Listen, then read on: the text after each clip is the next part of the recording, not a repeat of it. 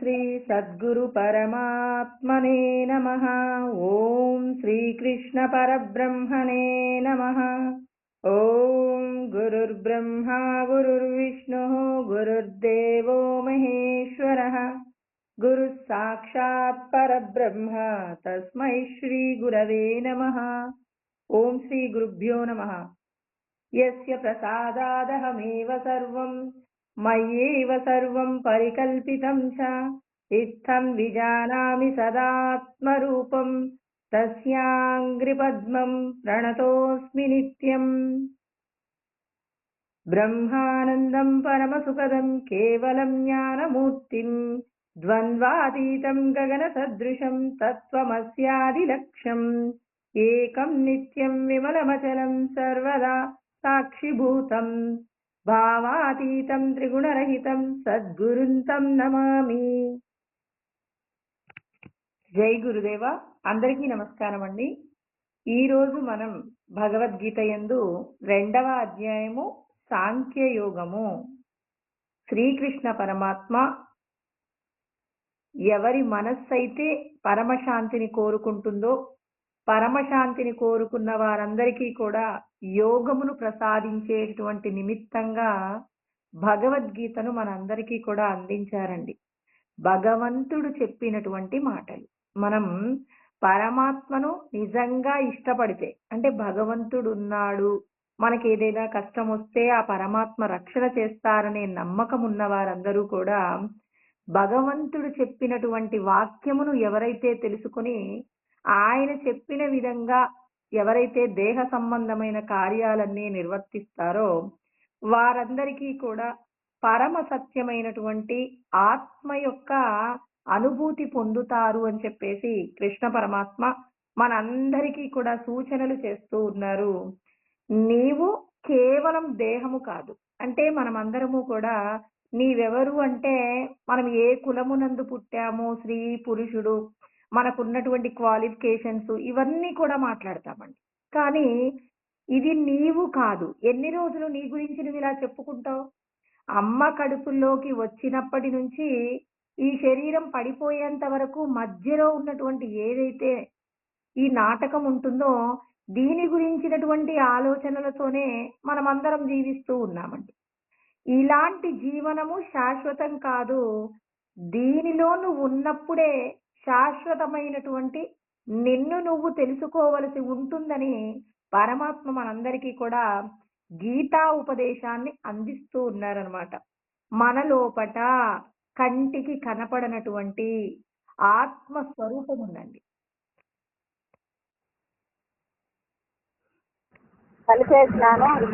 ఆత్మస్వరూపాన్ని ఎవరైతే తెలుసుకునేటటువంటి ప్రయత్నం చేస్తారో, అంటే మన అందరిలో ఈశ్వరుడు ఉన్నారు. మనమందరం భగవంతుణ్ణి బయట వెతుకుతున్నాం. మరి కృష్ణ పరమాత్మ అంటున్నారు భగవంతుణ్ణి బయట వెతకవలసిన అవసరం లేదు. ఎక్కడున్నారు? నీ లోపట ఉన్నటువంటి భగవంతుణ్ణి వెతకటం నేర్చుకోవాలి అంటారు. అథ యదిదం అస్మిన్ బ్రహ్మపురే దహరం పుండరీకం వేష్మ దహరోస్మిన్ అంతరాకాశః తదంతః తస్మిన్ విజిజ్ఞాసితవ్యం తదన్వేష్టవ్యం అని చెప్పేసి చాందోగ్య ఉపనిషత్తులో చెప్పబడినటువంటి వాక్యం అండి. అంటే మనము ఉండేటటువంటి ఇల్లు, మనం ఉండే ఇల్లు అంటే ఇప్పుడు బాహ్యంగా ఈ శరీరం ఉన్నటువంటి ఇల్లు కాదండి. ఈ శరీరంలో నువ్వు ఉన్నటువంటి ఇల్లు ఎలా ఉంది అంటే మనమందరము ఈ శరీరం అనేటటువంటి గుహలో ఉన్నామట. తం దుర్దర్శం గహ్వరేష్టం గుహాహితం అని చెప్పేసి మనకు కఠోపనిషత్తులు యమధర్మరాజు చెప్పారు. అంటే మీ యొక్క స్థానం ఎక్కడుంది అంటే మన అందరి స్థానం ఎక్కడుంది? స్థానము ఎక్కడ ఉందంటే మనం బాహ్యంలో వెతుకుతున్నాం. ఈ శరీరానికి సంబంధించిన విషయాల గురించి మాట్లాడుతున్నాం. ఈ శరీరానికి సంబంధించిన విషయాలు కాకుండా ఈ శరీరం లోపట నువ్వు ఎక్కడున్నావు? ఎక్కడున్నావంటే నువ్వు ఉన్న ఇంటిని బ్రహ్మపురము అంటారట. అంటే మనం అందరం ఉన్నాం, అంటే ఎవరి ఇంట్లో వాళ్ళు ఉన్నారండి. అంటే మనం అందరము కూడా బ్రహ్మపురంలో ఉన్నామట. మరి ఆ బ్రహ్మపురంలో ఉన్నటువంటి పుండరీకం వేష్మ అంటే పుండరీకం అంటే పద్మం అండి. ఆ పద్మమునందు మనం ఉన్నామట. దహరోస్మిన్ అంతరాకాశ మనం మొన్న ఈ మధ్య ఒకసారి చెప్పుకున్నాం. ఏమని చెప్పుకున్నామంటే భూతాకాశము, చిత్తాకాశము, చిదాకాశము అని చెప్పేసి చెప్పుకున్నామండి. ఈ భూతాకాశమునందు ఈ సమస్త కంటికి కనపడేటటువంటి జగత్తంతా కూడా కనిపిస్తూ ఉంటుంది. కంటికి కనపడనటువంటి ఎన్నో రకాలైనటువంటి అండపిండ బ్రహ్మాండములన్నీ కూడా చిత్తాకాశంలో ఉంటాయి. మరి ఈ భూతాకాశము కంటే సూక్ష్మమైనది చిత్తాకాశము. చిత్తాకాశము కంటే సూక్ష్మమైనది చిదాకాశం అండి. దహరోస్మిన్ అంతరాకాశ అంటే మన లోపట అంటే ఇక్కడ బ్రహ్మపురం అనేటటువంటి ఈ పురము ఎలా ఉంటుంది అంటే ఎన్నో రకాలైనటువంటి మణిమయ వజ్ర ఖచ్చితమైనటువంటి ఆభరణాలతో పొదిగినటువంటి మరి వైకుంఠము లాంటి ఇంట్లో మనం ఉంటామట. అంటే మనం ఎక్కడ అంటే మనం ఎంత సంపదలు కలిగినటువంటి వాళ్ళము, ఎంతటి సుఖాన్ని అనుభవించడానికి కావలసిన అర్హత ఉన్నవాళ్ళమండి. అంటే మనమందరము కూడా మన ఇంటిని మరచిపోయామన్నమాట. ఈ పుండరీకం అనేటటువంటి పద్మమునందు మనమున్నాం. ఆ పద్మము లోపట ఉన్నటువంటి చిదాకాశమునందు మనం ఎక్కడో ఒక చోట పరమాత్మ భద్రంగా దాచిపెట్టి ఉంచారట. ఆ ఉంచినటువంటి ఇల్లు ఎలా ఉంటుంది అని చెప్పేసంటే గహ్వరేష్టం గుహాహితం గూఢమను ప్రవిష్టం అంటే రహస్యమైనటువంటి ప్రదేశంలో, చాలా చీకటిగా ఉన్నటువంటి ప్రదేశంలో మనం అందరము కూడా ఉన్నామట. మరి అక్కడ మన యొక్క స్థానాన్ని అంటే అంధకారానికి ఆవల. అందుకే ఆ గజేంద్ర మోక్షంలో గజేంద్రుడు పిలుస్తారు కదండి. ఏమంటారు? లోకంబులు లోకేశులు లోకస్తులు తెగిన తుదిన్ పెంజీకటి కావలనెవ్వడు నేకాకృతిన వెలుగుచునుండు నేనాతని సేవింతున్ అంటాడు. అంటే అక్కడ ఏమన్నాడు? లోకంబులు లోకేశులు లోకస్తులు. లోకంబులు అంటే ఆ పైన కింద ఉన్నటువంటి లోకాలు ఉన్నాయి కదండి. భూలోకం, భువర్లోకం, సువర్లోకం, మహర్లోకం, తపోలోకం, జనలోకం, సత్యలోకం అనేటటువంటి పైన ఉన్నటువంటి స్వర్గాది లోకాలు ఉన్నాయి. ఈ మత్స్యలోకానికి కింద ఉన్నటువంటి లోకాలు అటు 7 ఇటు 7 అంటారు. అతల వితల సుతల రసాతల పాతాల మహాతల తలాతల అని చెప్పేసి ఇటు 7 లోకాలు ఉన్నాయి. మరి ఇన్ని లోకాలలో మరి ఇన్ని లోకాలను ఈ లోకాలన్నీ ఉన్నాయి. ఈ లోకంబులు లోకేశులు వీటిని పరిపాలించే పాలకులు ఉన్నారు కదండి. వాళ్ళందరూ కూడా ఈశ్వర స్వరూపాలు. మరి ఈ లోకాలలో ఉన్నటువంటి లోకస్తులు ఎవరైతే ఉన్నారో మరి వీళ్ళందరినీ అంటే ఇదంతా కూడా లోకం అండి. మరి ఈ లోకాలను తెగిన తుదిన్ పెంజీకటి కావలనెవ్వడు అంటే అలోకంబగు అంటే ఈ లోకం కానటువంటి అలోకంబగు అంటే అంధకారంతో కూడినటువంటి ఒక లోకం ఉంటుందండి. అలోకంబగు పెంజీకటి బాగా చీకటి ఉంటుందట. ఆవలనెవ్వడు అంటే ఎవరైతే ఉన్నారో ఏకాకృతిన వెలుగుచుంది. ఒకే ఒక్క ఈశ్వర స్వరూపం ఉంటుంది. ఆ ఈశ్వర స్వరూపాన్ని మనం దర్శనం చేయవచ్చు. ఎట్లా అంటే అందరికీ తెలిసి ఉంటుందండి. మహాభారతంలో ఒక బ్రాహ్మణుడు తనకు సంతానం కలగగానే వెంటనే చనిపోతుంటారట. అలా చనిపోతూ ఉన్నప్పుడు అప్పుడు ఒక్కొక్క పిల్లవాడు బ్రాహ్మణుడు చనిపోగానే అంటే బ్రాహ్మణుడికి కలిగిన సంతానం ఒకరు చనిపోగానే ఆ పిల్లవాడిని తీసుకొచ్చి ఆనాటి కాలంలో మరి పరిపాలిస్తున్నటువంటి రాజుగారి యొక్క దర్బారు ముందు పెట్టి వెళ్ళిపోయేవాడట. అంటే నా పిల్లవాడు చనిపోవడానికి కారణం నేనే పాపం చేయలేదు, మమ్మల్ని పరిపాలించేటటువంటి రాజు యొక్క దోషం వల్లే నా పిల్లవాడు చనిపోతున్నాడని చెప్పేసి ఆయన బ్రాహ్మణుడు అక్కడ కాసేపు రాజుగారి యొక్క దర్బారు ముందు పెట్టి కాసేపు ఏడ్చి తీసుకొని వెళ్ళిపోయాడు. ఇలా 7 పిల్లలు కూడా పుట్టి మరణిస్తూ ఉన్నప్పుడు చిట్ట చివరి పిల్లవాడు పుట్టేటప్పుడు ఈయన అర్జునుడు అంటాడట, నేను ఖచ్చితంగా నీ పిల్లవాడిని కాపాడుతాను, కాపాడగలిగినటువంటి శక్తి సామర్థ్యాలు నాకున్నాయి అన్నారు. మరి కృష్ణ పరమాత్మ లేడా అండి కాపాడడానికి అంటే మరి అర్జునుడికి తన మీద తనకు ఎంత నమ్మకం ఉందంటే నేను ఏ అసురుడిని అంటే ఏ రాక్షసుడినైనా కానీ నీ పిల్లవాడిని ఎత్తుకొని పోతుంటే ఆ అసురుడి నుండి నిన్ను కాపాడగలను, ఏ శక్తి కూడా నిన్నేం చేయలేదు అని చెప్పేసి నీ పిల్లవాడిని నేను కాపాడుతాను, నీ భార్య ప్రసవించేటటువంటి సమయంలో నాకు తెలియజేయండి, నేను ఖచ్చితంగా రక్షిస్తానంటారు. ఈయన ఎన్నో అస్త్రములు శస్త్రములు అన్నీ కూడా మరి ఆ బ్రాహ్మణుడు భార్య ప్రసవించేటప్పుడు అర్జునుడు ఎన్నో రకాలైనటువంటి అస్త్ర శస్త్రములు అన్నీ ఉపయోగిస్తాడు. ఎన్ని ఉపయోగించినా ఆ పిల్లవాడు పుట్టగానే చనిపోయాడు. అంటే ఆ పిల్లవాడి యొక్క ప్రాణాన్ని హరించినటువంటి వారు ఎవరో అర్జునుడికి ద్యోతకం కాలేదండి. అప్పుడు ఆ బ్రాహ్మణుడు అప్పుడు కూడా అంతకుముందులాగే ఏడుస్తాడనమాట. ఏడ్చినప్పుడు అర్జునుడు ఏమంటాడంటే, "నీ పిల్లవాడిని నేను రక్షించకపోతే నేను ప్రాణత్యాగం చేసేస్తానంటాడు." అంటే నీ పిల్లవాడి యొక్క రక్షణ చెయ్యగలిగిన శక్తి నాకు లేకపోతే నన్ను నేను చంపుకుంటాను. అంటే నేను చనిపోతానని చెప్పాడు. ఇప్పుడు బ్రాహ్మణ పిల్లవాడు బ్రతకనప్పుడు అర్జునుడు తాను దేహత్యాగం చెయ్యాలనుకున్నప్పుడు అప్పుడు కృష్ణ పరమాత్మ అర్జునుడిని తీసుకొని వెళ్తూ ఉంటారు. అంటే అర్జునుడు, కృష్ణుడు అంటే నరనారాయణులనమాట వీళ్ళిద్దరూ కూడా. వీళ్ళిద్దరూ కూడా ఈ లోకాన్ని దాటేసి అంటే ఇక్కడ మనం చెప్పుకున్నాం గదండీ! అటు ఇటు 7 లోకాలు. మరి ఏవైతే లోకంబులు, లోకేశులు, లోకస్తులు వీళ్ళందరూ ఉన్నటువంటి లోకం కాకుండా అలోకంబగు చాలా చీకటిగా ఉన్నటువంటి ప్రదేశానికి వెళ్ళిపోతారు. అంటే అక్కడ సూర్యుడి యొక్క ప్రకాశము కూడా లేనటువంటి లోకానికి వెళ్తే అక్కడ అర్జునుడు అంటారు, "నాకు దారి తెలియట్లేదు కృష్ణ. మనం ఎక్కడికి వెళ్తున్నాం? ఏంటి?" అని చెప్పేసి అక్కడ మరి ఆయన అనటం జరుగుతుంది. మరి నీకు చాలా దూరంగా నీకొక లైట్ యొక్క వెలుగు, ప్రకాశం నీకు కనపడుతుంది. ఆ యొక్క ప్రకాశంలో నువ్వు నీ యొక్క రథాన్ని పోనివ్వు అన్నప్పుడు అక్కడికి వెళ్ళిన తర్వాత మరి కోటి సూర్యుల యొక్క వెలుగు కలిగినటువంటి ఆ పరంధాముణ్ణి నరనారాయణులిద్దరూ కూడా దర్శనం చేస్తారన్నమాట. అంటే ఒకే ఒక్క పరబ్రహ్మ స్వరూపం ఉంటుంది. ఆ పరబ్రహ్మమును వేడుకున్నాడు గజేంద్రుడు. అంటే మన అందరి లోపట కూడా అటువంటి పరమేశ్వరుడు మన లోపట కూడా ఉన్నారు. కానీ మనము ఈ దేహానికి సంబంధించిన విషయాల పట్ల ఉన్నటువంటి వ్యామోహము చేత మనం ఏం చేస్తున్నాం? ఈ దేహమే నేను అనుకుంటూ దేహ సంబంధమైన విషయాల గురించి ఆలోచిస్తూ మనం ఆ సమయాన్నంతా కూడా వృధా చేసుకుంటున్నాం.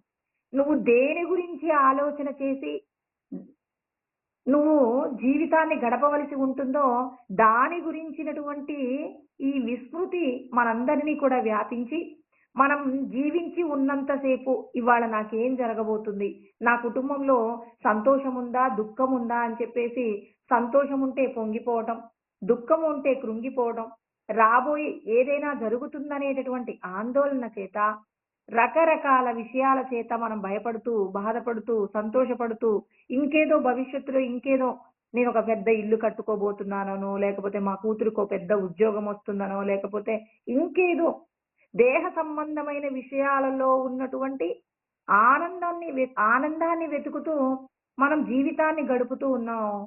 మన యొక్క జీవితాలన్నీ కూడా క్షణభంగురమైన జీవితాలండి.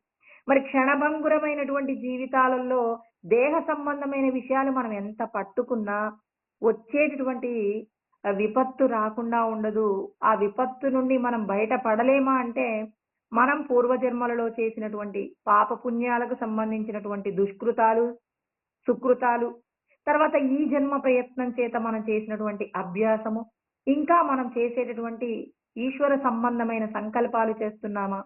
లేకపోతే దేహ సంబంధమైన సుఖాల కోసమే ధర్మాన్ని విడిచిపెడుతున్నామా అనే దాని మీద పరమాత్మ అన్నింటినీ సరిచేసి మనకి ఈరోజు దుఃఖం ఇవ్వాలా, సుఖం ఇవ్వాలా అని పరమాత్మ ఏం చేస్తారు? మన యొక్క కర్మ ఫలాలన్నింటినీ కూడా లెక్కిస్తూ మనకు సుఖము, దుఃఖము ఇస్తూ ఉంటారనమాట. సుఖ దుఃఖాలనేవి ఎక్కడి నుంచి కలుగుతున్నాయి?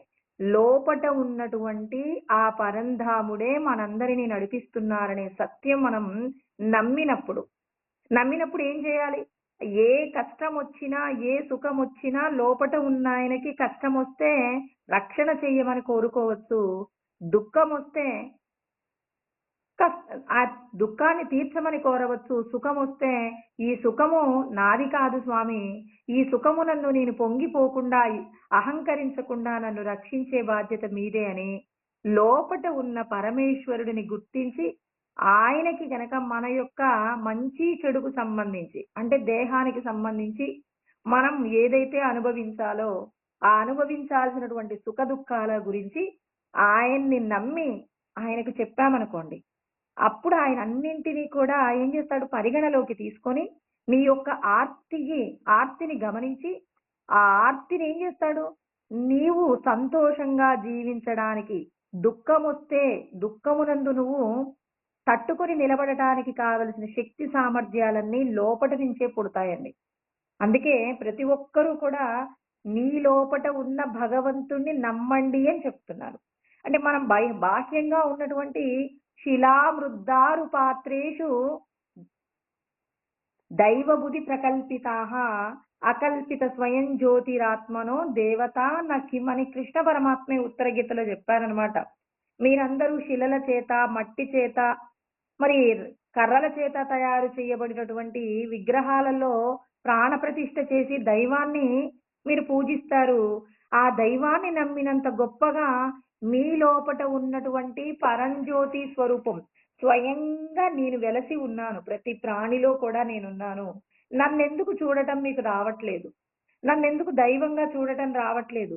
మీరు ఎక్కడో ఒక వ్యక్తిలో దైవం ప్రతిష్ఠ చేయబడింది అంటే, అంటే తనను తాను భగవత్ స్వరూపంగా తెలుసుకున్నాను అంటే, ఆ వ్యక్తి దగ్గరికి వెళ్లి మీరు పాదాలు పట్టుకుంటారు.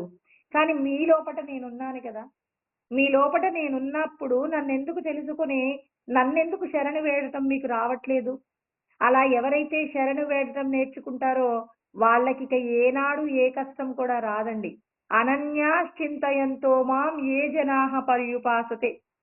ఎవరైతే నేను మీ లోపటే ఉన్నాననేటటువంటి విషయాన్ని గుర్తించి నిరంతరం నేను శాస్త్రమునందు చెప్పబడినటువంటి సత్యాలను తెలుసుకుంటూ ఎప్పుడూ ధర్మంగా జీవించడానికి ఎవరైతే ప్రయత్నం చేస్తారో అలా ప్రయత్నం చేసినటువంటి వారికి నేనేం చేస్తాను అంటే తేషాం నిత్యాభియుక్తానం మీరు ఈ దేహంతో జీవించి ఉన్నంత కాలము కూడా ఏం చేస్తాను మీకు యోగక్షేమం వహామ్యహం నేను చూసుకుంటాను. మీ బాధ్యతలన్నీ నేను చూసుకుంటాను. నా మీద భారం వేయటం కావాలి అంతే. నాకు కావాల్సింది ఏంటంటే మీరు నా మీద భారం వేయాలి. ఎలా వేస్తారు? పరమాత్మ ఎక్కడో లేరు నా లోపటే ఉన్నారని చెప్పి నేను ఆ భగవంతుడి మీద పూర్ణమైనటువంటి విశ్వాసము చేత నేను నమ్మితే ఎలా ఉండాలి? నేను చేసే ప్రతి కర్మ ఎవరిని ఇబ్బంది పెట్టకుండా, ఎవరికి ద్రోహం చేయకుండా, అంటే మనం కావాలని ఎవరిని వీళ్ళు బాగుండకూడదు అని చెప్పేసి ఎవరి గురించి ఆలోచన చేయకుండా, మనం భగవంతుడు చెప్పినటువంటి జ్ఞానాన్ని ఎప్పుడైతే ఆచరణలో పెడతామో, అలా ఆచరణలో పెట్టినప్పుడు నీకు ఏం కావాలో అది ఇస్తాను. దానిని యోగము అంటారండి. ఇచ్చినటువంటి దానిని నిలబెడతానంటున్నారు. అంటే నీకిప్పుడు ఏం కావాలో నీకన్నా నాకే తెలుసంటాడు పరమాత్మ. అంతే కదండీ! ఇప్పుడు ఒక చిన్న ఒక పిల్లవాడు ఇప్పుడు మనందరికీ కూడా సంతానం ఉన్నారండి. ఆ పిల్లలకి ఏం కావాలి అనేది తల్లిదండ్రులు ఎప్పటికప్పుడు ఏం చేస్తుంటారు?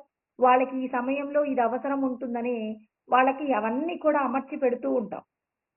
ఎందుకు అంటే తల్లిదండ్రులుగా ఇది మా బాధ్యత అని మనం ఎలా అంటున్నామో, ఈ సృష్టి అంతా కూడా నాదే కాబట్టి, నేను ప్రతి ప్రాణిలో నేనే ఉన్నాను కాబట్టి అన్నింటి యందు కూడా అంటే అన్నింటి యొక్క రక్షణ చూడవలసినటువంటి బాధ్యత నాది కాబట్టి నన్ను ఎవరైతే తన లోపటే ఉన్నానని గుర్తించి ఆయన చెప్పినటువంటి విధంగా ధర్మంగా జీవిస్తే నేను మీకేం కావాలో ఇస్తా, ఇచ్చినవి నిలబెడతానంటున్నారు.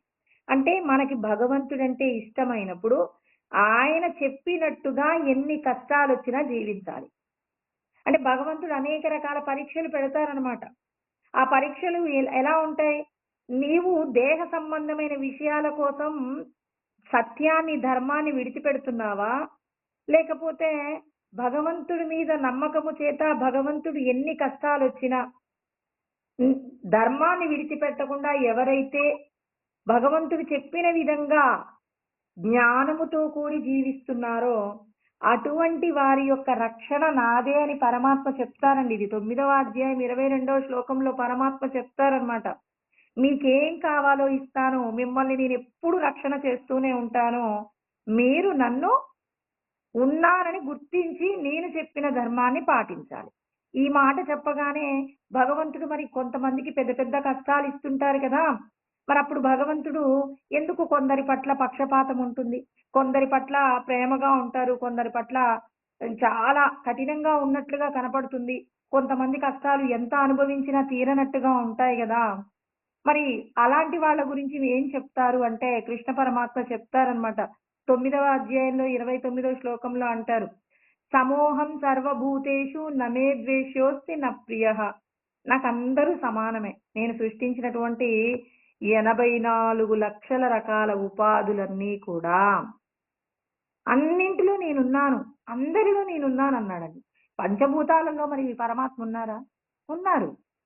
పరమాత్మ పంచభూతాలలో ఉన్నారు. మరి సూర్య చంద్రుల్లో ఉన్నారా? ఉన్నారు. మరి ఈ 84 లక్షల రకాల ఉపాధులలో చీమలో ఉన్నారా? ఒక చెట్టులో ఉన్నారా? రాయిలో ఉన్నారా? ఇలాంటి సందేహాలు మనకు కలుగుతాయి. అలా కలిగినప్పుడు సింపుల్‌గా చెప్పాలంటే అహమాత్మ గుడాకేశ సర్వభూతాశయ స్థితః. సమస్త ప్రాణికోటిలో నేనున్నాను అని చెప్పారు. బహిరంతచ్చ భూతానాం అచరం చరమేవ చ. మీ లోపట, బయట, కదిలే ప్రాణులలో, కదలని ప్రాణులలో అంతటా నేనున్నాను. ఎలా చెప్పారు మరి ఈ మాట పరమాత్మ? నిజంగా చెప్పారా? ఇంకా డౌటొస్తుంది. భగవద్గీతలో చెప్పబడిన ప్రతి అంశము కూడా సమస్త ఉపనిషత్తుల యొక్క సారము రంగరించి మనందరికీ కూడా అందించారనమాట. అయితే మనకి బృహదారణ్యకోపనిషత్తులో ఒక శ్లోకం చెప్పుకుంటే, ఇంకా భగవంతుడు మన శరీరంలో ఎక్కడ ఉన్నాడు? ఎలా ఉన్నాడు? నిజంగానే ఆయన మనల్ని నడిపిస్తున్నాడా? ఇటువంటి విషయాలన్నీ కూడా అర్థమవుతాయన్నమాట. యః పృథివ్యాం తిష్టన్ పృథివ్యామంతరోయం పృథివీ న వేద యస్య పృథివీ శరీరం యః పృథివ్యామంతరో యమయతి ఏషతాత్మ అంతర్యామి అమృతః అని చెప్పారు. అంటే మీ లోపట నేను అంతర్యామిగా, అమృత స్వరూపం అంటే నాశనం లేని స్వరూపమే కదండి. నాశనము లేనటువంటి ప్రత్యేగాత్మగా నేను మీ లోపట ఉన్నాను. ఎలా ఉన్నానో తెలుసా? ఇక్కడ భూమి అంటే ఒక్క విషయాన్ని చెప్పి అన్నింటి యందు ఉన్నారు అని చెప్పడం జరుగుతుంది. యః పృథివ్యాం తిష్టన్, భూమిని ఉపమానంగా తీసుకొని చెప్పారనమాట. భూమిలో ఎలా ఉన్నారో సృష్టిలో అన్నింటి యందు పరమాత్మ ఉన్నారనమాట. ఏమన్నారు? యః పృథివ్యాం తిష్టన్, భూమి యందు నేనున్నాను. పృథివ్యామంతరోయం పృథివీ న వేద, భూమికి తెలియదట.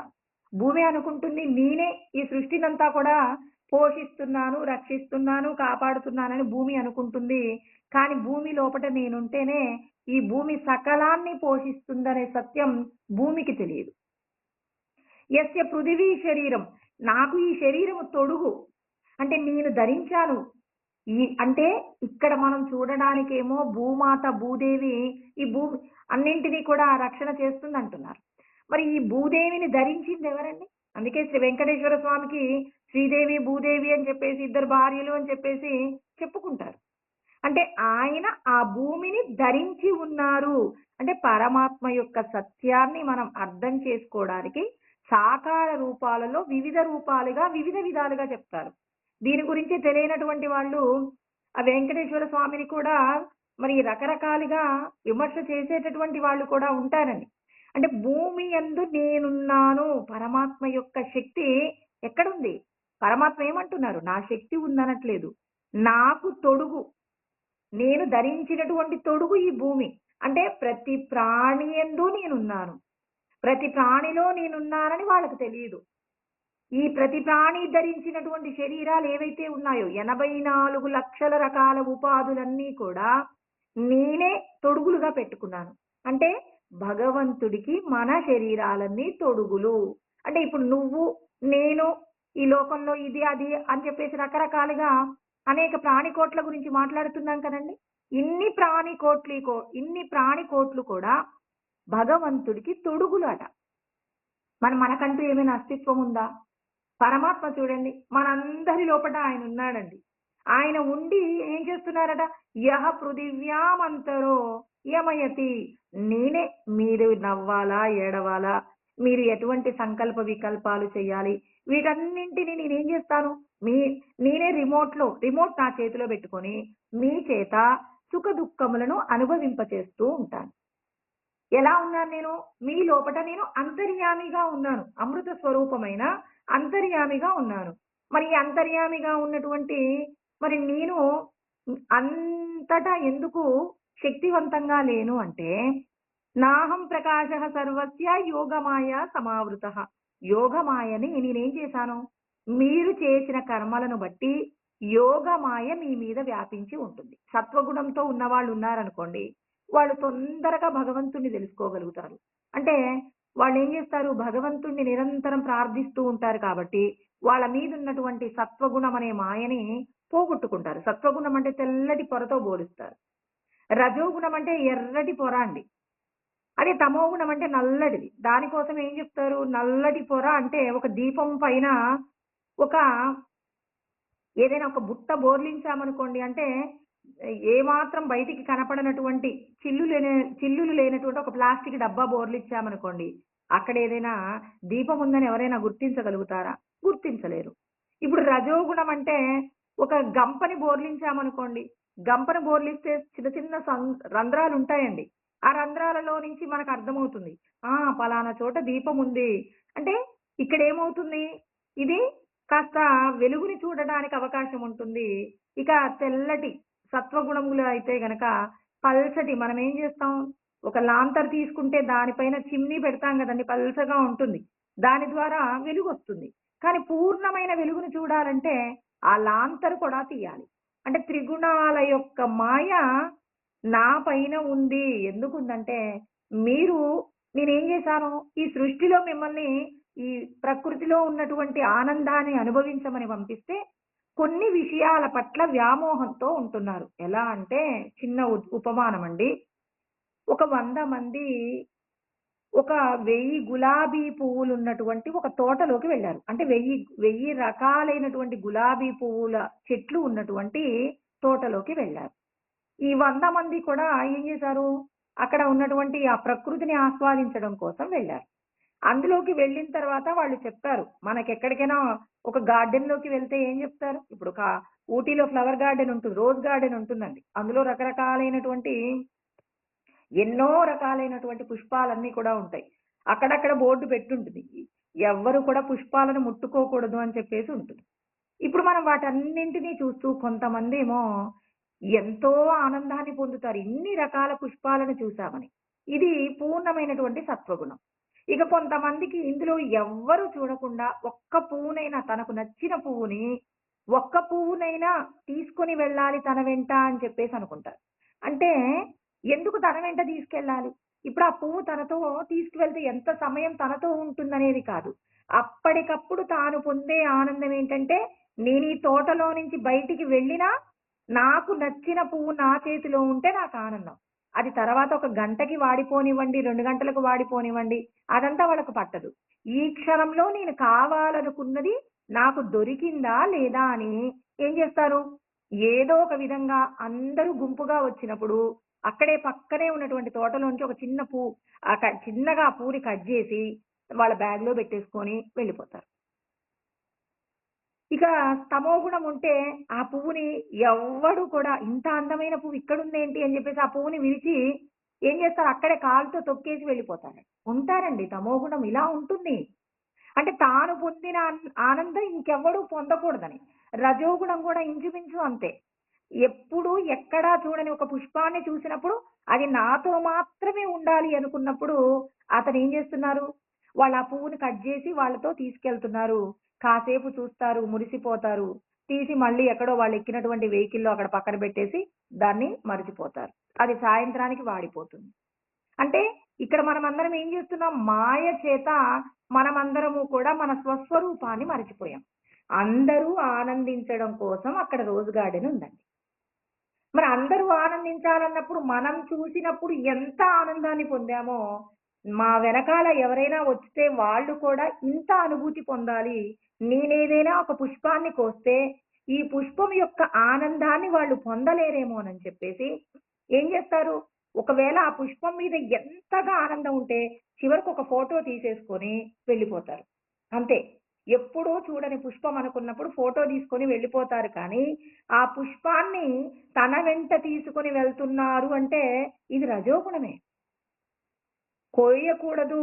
వే ఎంతో మంది త్యాగం చేస్తేనే కదండీ! ఇప్పుడు మనలాంటి వాళ్ళే ఎంతో మంది ఆ తోటను చూసి వెళ్ళిపోయారు.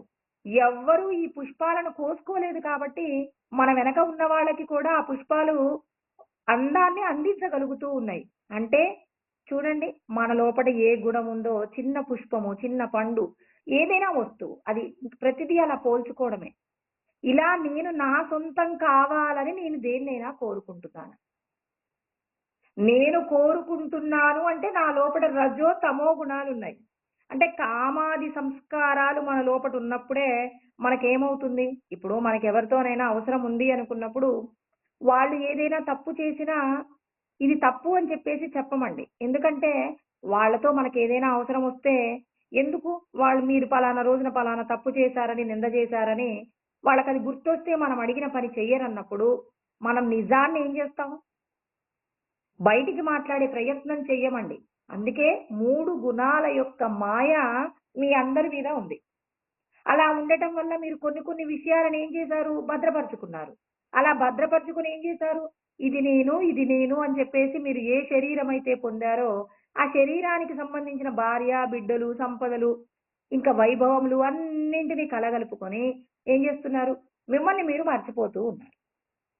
అందుకే ఆయన అంటున్నాడు సమోహం సర్వభూతేషు నమే ద్వేషోస్తి నా ప్రియః. నాకెవరి మీద కోపం లేదు. ఎవరి మీద ప్రేమం లేదు. ఎందుకంటే నాకు అందరూ ఇష్టమే. ఎందుకంటే నేనే ఉన్నానండి ఇప్పుడు.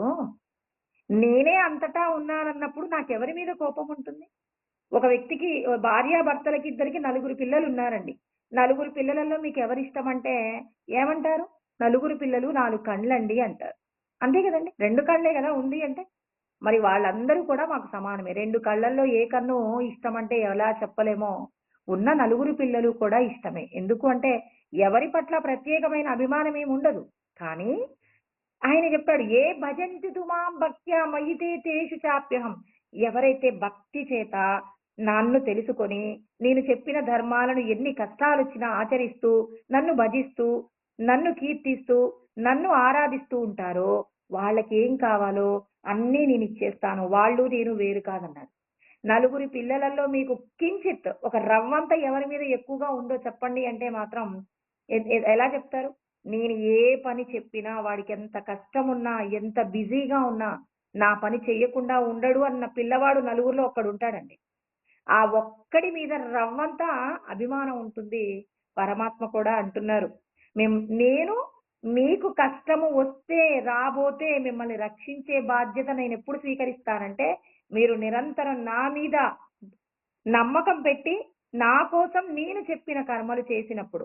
అంటే నేను చెప్పిన కర్మ చేస్తేనే నేను మీకు ఉపకారం చేస్తాను కానీ, నేను చెప్పిన కర్మను విడిచిపెట్టి, మీ ఇష్టం వచ్చినట్టుగా ప్రవర్తిస్తే మాత్రం నేనేం చెయ్యనంటాడు.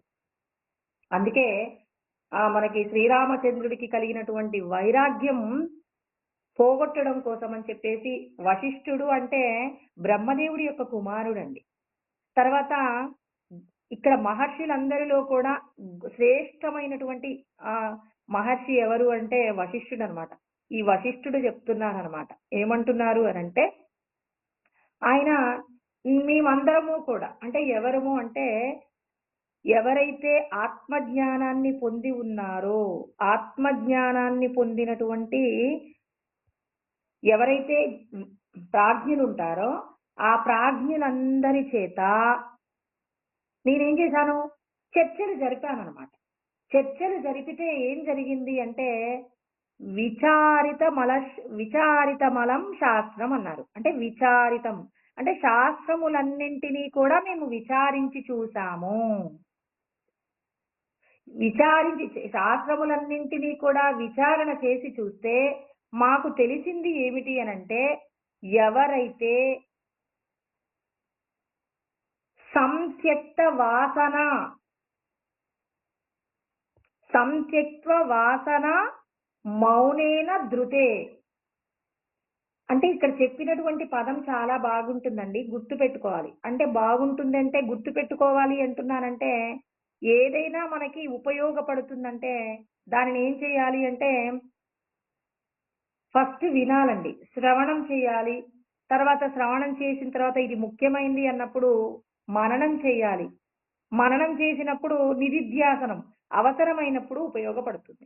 ఇక్కడ చెప్పినటువంటి సత్యం ఏంటంటే, సంత్యక్త్వ వాసన మౌనే మౌనేన ధృతి అన్నారండి. అంటే ఏమంటున్నారు ఇక్కడ? ధృతి అంటే ధైర్యము చేత మీరేం చేయాలి? త్యక్త విడిచిపెట్టాలి. దేన్ని విడిచిపెడతారు?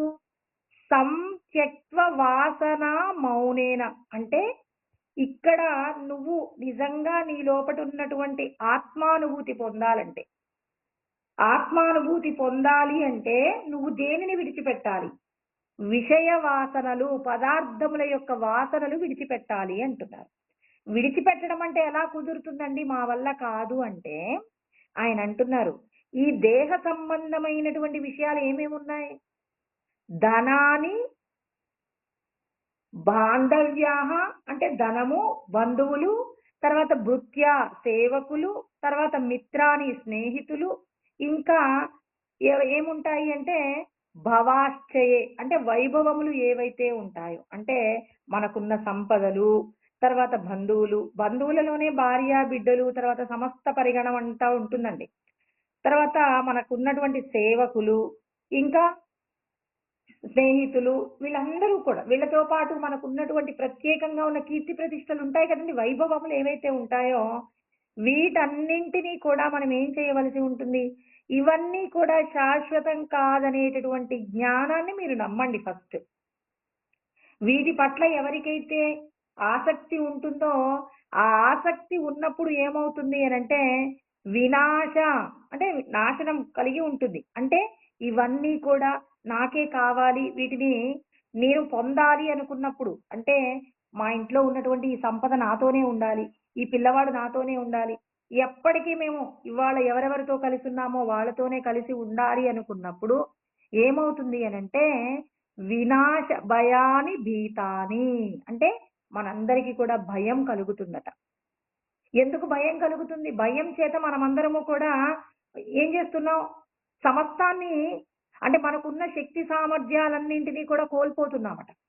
ఎందుకు కోల్పోతున్నామంటే ఇప్పుడు అర్జునుడు ఏమన్నాడండి? అయ్యో! మా వాళ్ళందరినీ నేను చంపవలసి వస్తుంది. మా వాళ్ళందరూ నా కళ్ళ ముందే చనిపోతారు. వాళ్ళందరి చావుకు నేనే కారణమవుతాను. మరి ఇంతమంది చనిపోతే నా పరిస్థితి ఎలా ఉంది అంటే ఆయన చెప్పాడు. సీదంతి మమ గాత్రాని ముఖం చ పరిశుష్యతి వేపతుచ్చ శరీరే మే రోమహర్షచ్చ జాయతే గాంధీవం స్రంసతే హస్తాత్ త్వచ్చైవ పరిదహ్యతే నచ శక్నోమ్యవస్థాతుం భ్రమతీవ చ మే మనః అంటాడు. అంటే నా శరీరంలో ఉన్న అవయములన్నీ కూడా పట్టుదప్పిపోతూ ఉన్నాయి. నా గొంతు ఎండిపోతుంది. నా నోరు ఎండిపోతుంది. నా రోమములు నిక్కపొడుచుకుంటూ ఉన్నాయి. చేతులు మండిపోతూ ఉన్నాయి. గాంధీవం చేతిలో నిలబడనంటుంది. నా యొక్క మనస్సు యందు, నా శరీరం నందు వణుకు పుడుతుంది. నాకు ఈ గాంధీవమును పట్టుకోవడానికి కావలసిన శక్తి కూడా నా చేతిలో లేదు అన్నారు. ఎందుకు కలిగింది ఇదంతా అంటే కూడా మనకున్నటువంటి విషయాలు, వస్తువులు ఏవైతే ఉన్నాయో ఇక్కడ చెప్పబడినవన్నీ కూడా వీటన్నింటినీ మనం పొందాలి అనుకుంటున్నాం. వీటిలో ఏది లేకపోయినా నేను ఉండలేననుకుంటున్నాం. అంటే వాటి పట్ల మనం ఏం పెంచుకున్నాం? మమత్వాన్ని పెంచుకున్నాం. ఇది లేకుండా నేను ఉండలేను, వీళ్ళు లేకుండా నేను ఉండలేననేటటువంటి మమత్వాన్ని పెంచుకున్నాం. ఇవన్నీ నీతో శాశ్వతంగా ఉంటాయా? విచారణ చెయ్యి. అందుకే ఆయన అన్నాడు విచారణత మలం శాస్త్రం. శాస్త్రములన్నీ కూడా మేమేం చేశామంటే అన్నింటినీ కూడా విచారణ చేశాం. ఎవరి చేత విచారణ చేశాను? ఆత్మానుభూతి పొందినటువంటి వాళ్ళందరము కలిసి మేమేం చేశాం? విచారణ చేశాం.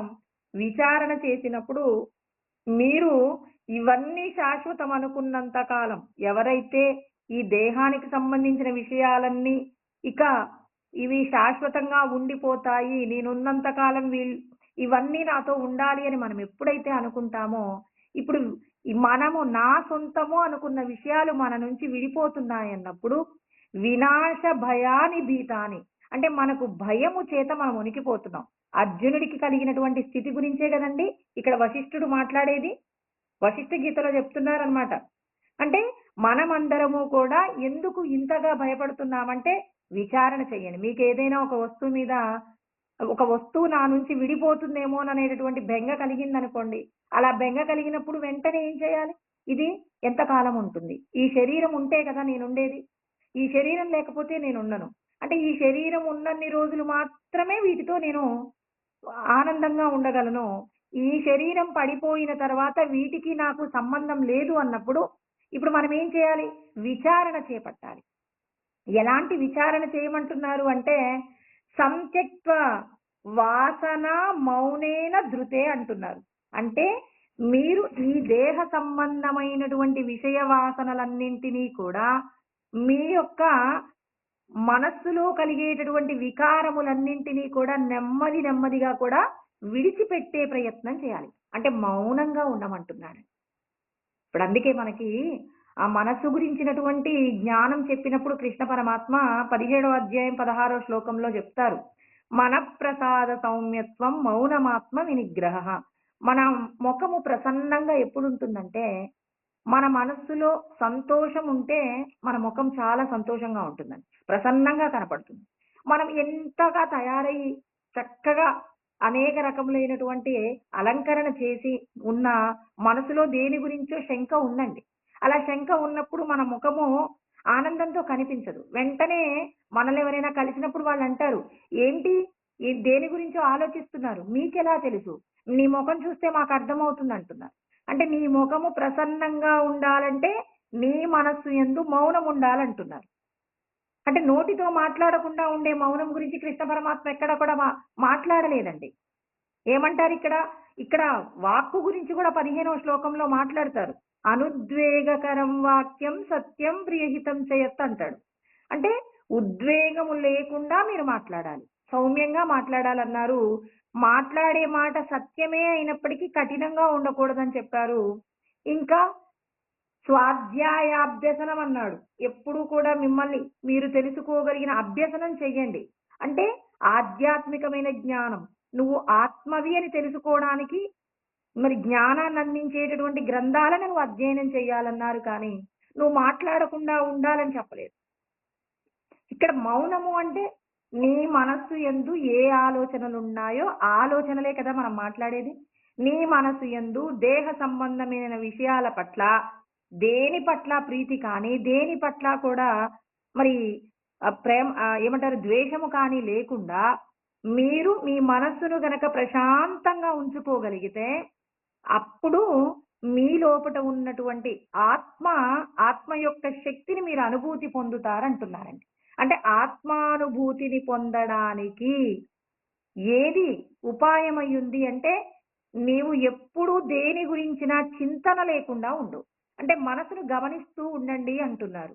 ఇప్పుడు మనం ప్రశాంతంగా ఒంటరిగా ఉన్నామనుకోండి, ధ్యానము చేయాలి అంటే ఒంటరిగానే చేయాలి. మరి ధ్యానం చేసేటప్పుడు ఎన్నో రకాలైనటువంటి దేహ సంబంధమైన విషయాలు మన మనసులోకి వచ్చాయనుకోండి, అప్పుడు ధ్యానమునందు మనం ఆత్మానుభూతిని పొందగలుగుతామా? పొందలేము. పొందలేము కాబట్టి మనకి ఉండవలసిన ఉపాయం ఏంటి అంటే, నీ మనసులోకి వేరొక ఆలోచన వస్తున్నప్పుడు ఇది నేను కాదు కదా అని దాన్ని బయటికి నెట్టి తలుపు వేయగలగాలి. ఇప్పుడు మన ఇంట్లోకి ఎవరైనా దొంగలు, పలానా వాళ్ళు దొంగలండి అన్నారనుకోండి, దొంగలంటే ఇలా ఉంటారు ఇలా ఉంటారని మనకి పోలీసులు చెప్పారనమాట. దొంగలని మీరు ఎలా గుర్తించాలి అంటే కొన్ని గుర్తులు చెప్పారు. ఇప్పుడు ఆ గుర్తులతో ఎవరైనా మనకు అక్కడ కనపడుతున్నారనుకోండి, అప్పుడు మనం వెంటనే ఏం చేస్తాం? వాళ్ళు మన ఇంట్లోకి రాక పూర్వమే వీధి చివరిలో ఉన్నప్పుడే మనం వెంటనే లోపలికొచ్చేసి మన తలుపులు వేసేసుకుంటాం. ఎందుకు వేసుకున్నాం? పోలీసులు చెప్పినటువంటి గుర్తులతో ఉన్నటువంటి వారు ఇక్కడ కనపడుతున్నారు కాబట్టి మనల్ని మనం రక్షణ చేసుకునేందుకు లోపలికొచ్చి తలుపేసుకుంటున్నామా లేదా? అదే విధంగా నీ మనసును కూడా నువ్వు గమనిస్తుంటే నీ మనసు ఏదో ఒక నిన్నెవరో ఏ రోజో ఇబ్బంది పెట్టిన విషయాన్ని నెమ్మదిగా స్ఫురణలోకి తీసుకొస్తుంది. అప్పుడు మనం వెంటనే ఏం చేయాలి? ఇప్పుడు తలుపు వేసేయాలి. నేను ఆత్మని కదా, నేను దేహం కాదు కదా, నేను దేహం కానప్పుడు ఈ విషయాలు నాకెందుకు అని చెప్పి వెంటనే తలుపేసామనుకోండి, ఇప్పుడు మనసు ఏం చేస్తుంది? ఆ విషయాలను అక్కడ విడిచిపెడుతుందండి. మనం తలుపులు వేసినప్పుడు దొంగ మన ఇంట్లోకి లోపలికి రానట్టుగానే మనస్సులో ఏదైనా దేహ సంబంధమైనటువంటి ఏదైనా మంచి ఆనందాన్ని కలిగించేదైనా దుఃఖాన్ని కలిగించే విషయమైనా వస్తున్నప్పుడు, అంటే ఆనందం కలిగించేది రానివ్వచ్చు కదా అంటే, ఆనందం కలిగించే విషయం గురించి కాసేపు ఆలోచిస్తే నిజంగా మనం దుఃఖంతో ఉన్నప్పుడు ఎక్కువ శక్తి కోల్పోతామా? లేకపోతే ఆనందంతో ఏదైనా ఒక వస్తువుతో మనం అనుభూతి పొందుతున్నప్పుడు ఎక్కువ శక్తిని కోల్పోతామా అంటే, ఆనందంతో ఉన్నప్పుడే ఎక్కువ శక్తి కోల్పోతామట. అందుకని ఎప్పుడు భగవంతుడు ఏమంటాడండి? మీరెప్పుడు కూడా నద్వేష్ట కుశలం కర్మ కుశలేనాను సజ్జతే. అంటే మీకు ఇష్టం లేనటువంటి ఒక పని చేయవలసి వస్తే దాన్ని ద్వేషించకండి. బాగా ఇష్టమైనటువంటి వస్తువుతో మీరు ఉండవలసి వచ్చింది. ఒక మనిషితో మీరు ఉండవలసి వచ్చింది. అప్పుడు మీరు అత్యుత్సాహాన్ని పొందకండి. అంటే ఈ 2 కూడా ప్రమాదకరమేనట. యుక్తాహార విహారస్య యుక్తచేష్టస్య కర్మసు అని కృష్ణ పరమాత్మ 6వ అధ్యాయం 17వ శ్లోకంలో చెప్తారు. మీరు ఎలా ఉండాలి? మీ యొక్క విహారము, మీ యొక్క ఆహారము, మీ నిద్ర అన్నీ మితంగా ఉండాలి. సుఖమొచ్చింది అని చెప్పేసి మీరు అధికంగా ఆనందం పొందడానికి వీల్లేదు.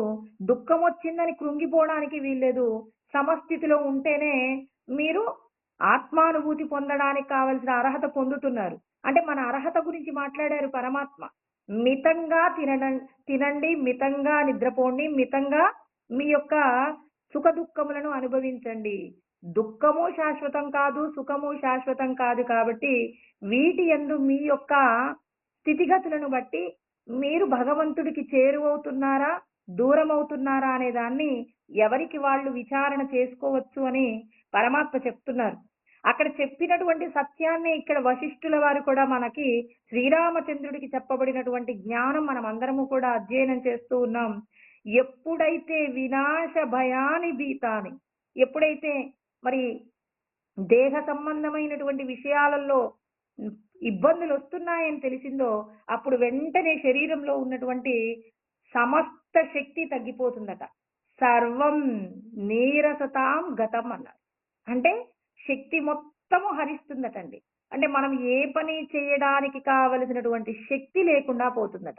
వశిష్ఠ గీతను ఎందుకు అధ్యయనం చేయాలంటే శ్రీరామచంద్రుడు 16 సంవత్సరాల పిల్లవాడండి.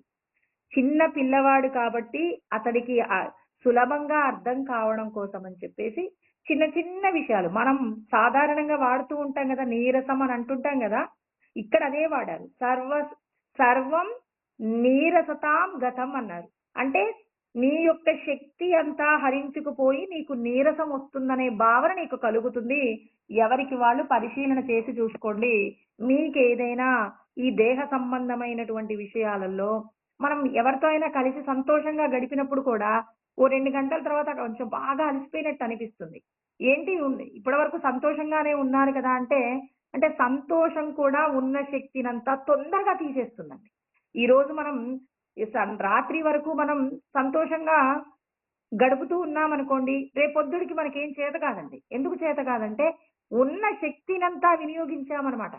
అంటే ఆత్మ యొక్క శక్తిని మనం ఎలా ఉపయోగించాలంటే సుఖ దుఃఖముల యందు సమస్థితిలో ఉండి వినియోగించినప్పుడు మాత్రమే పరమాత్మకు నచ్చుతాం.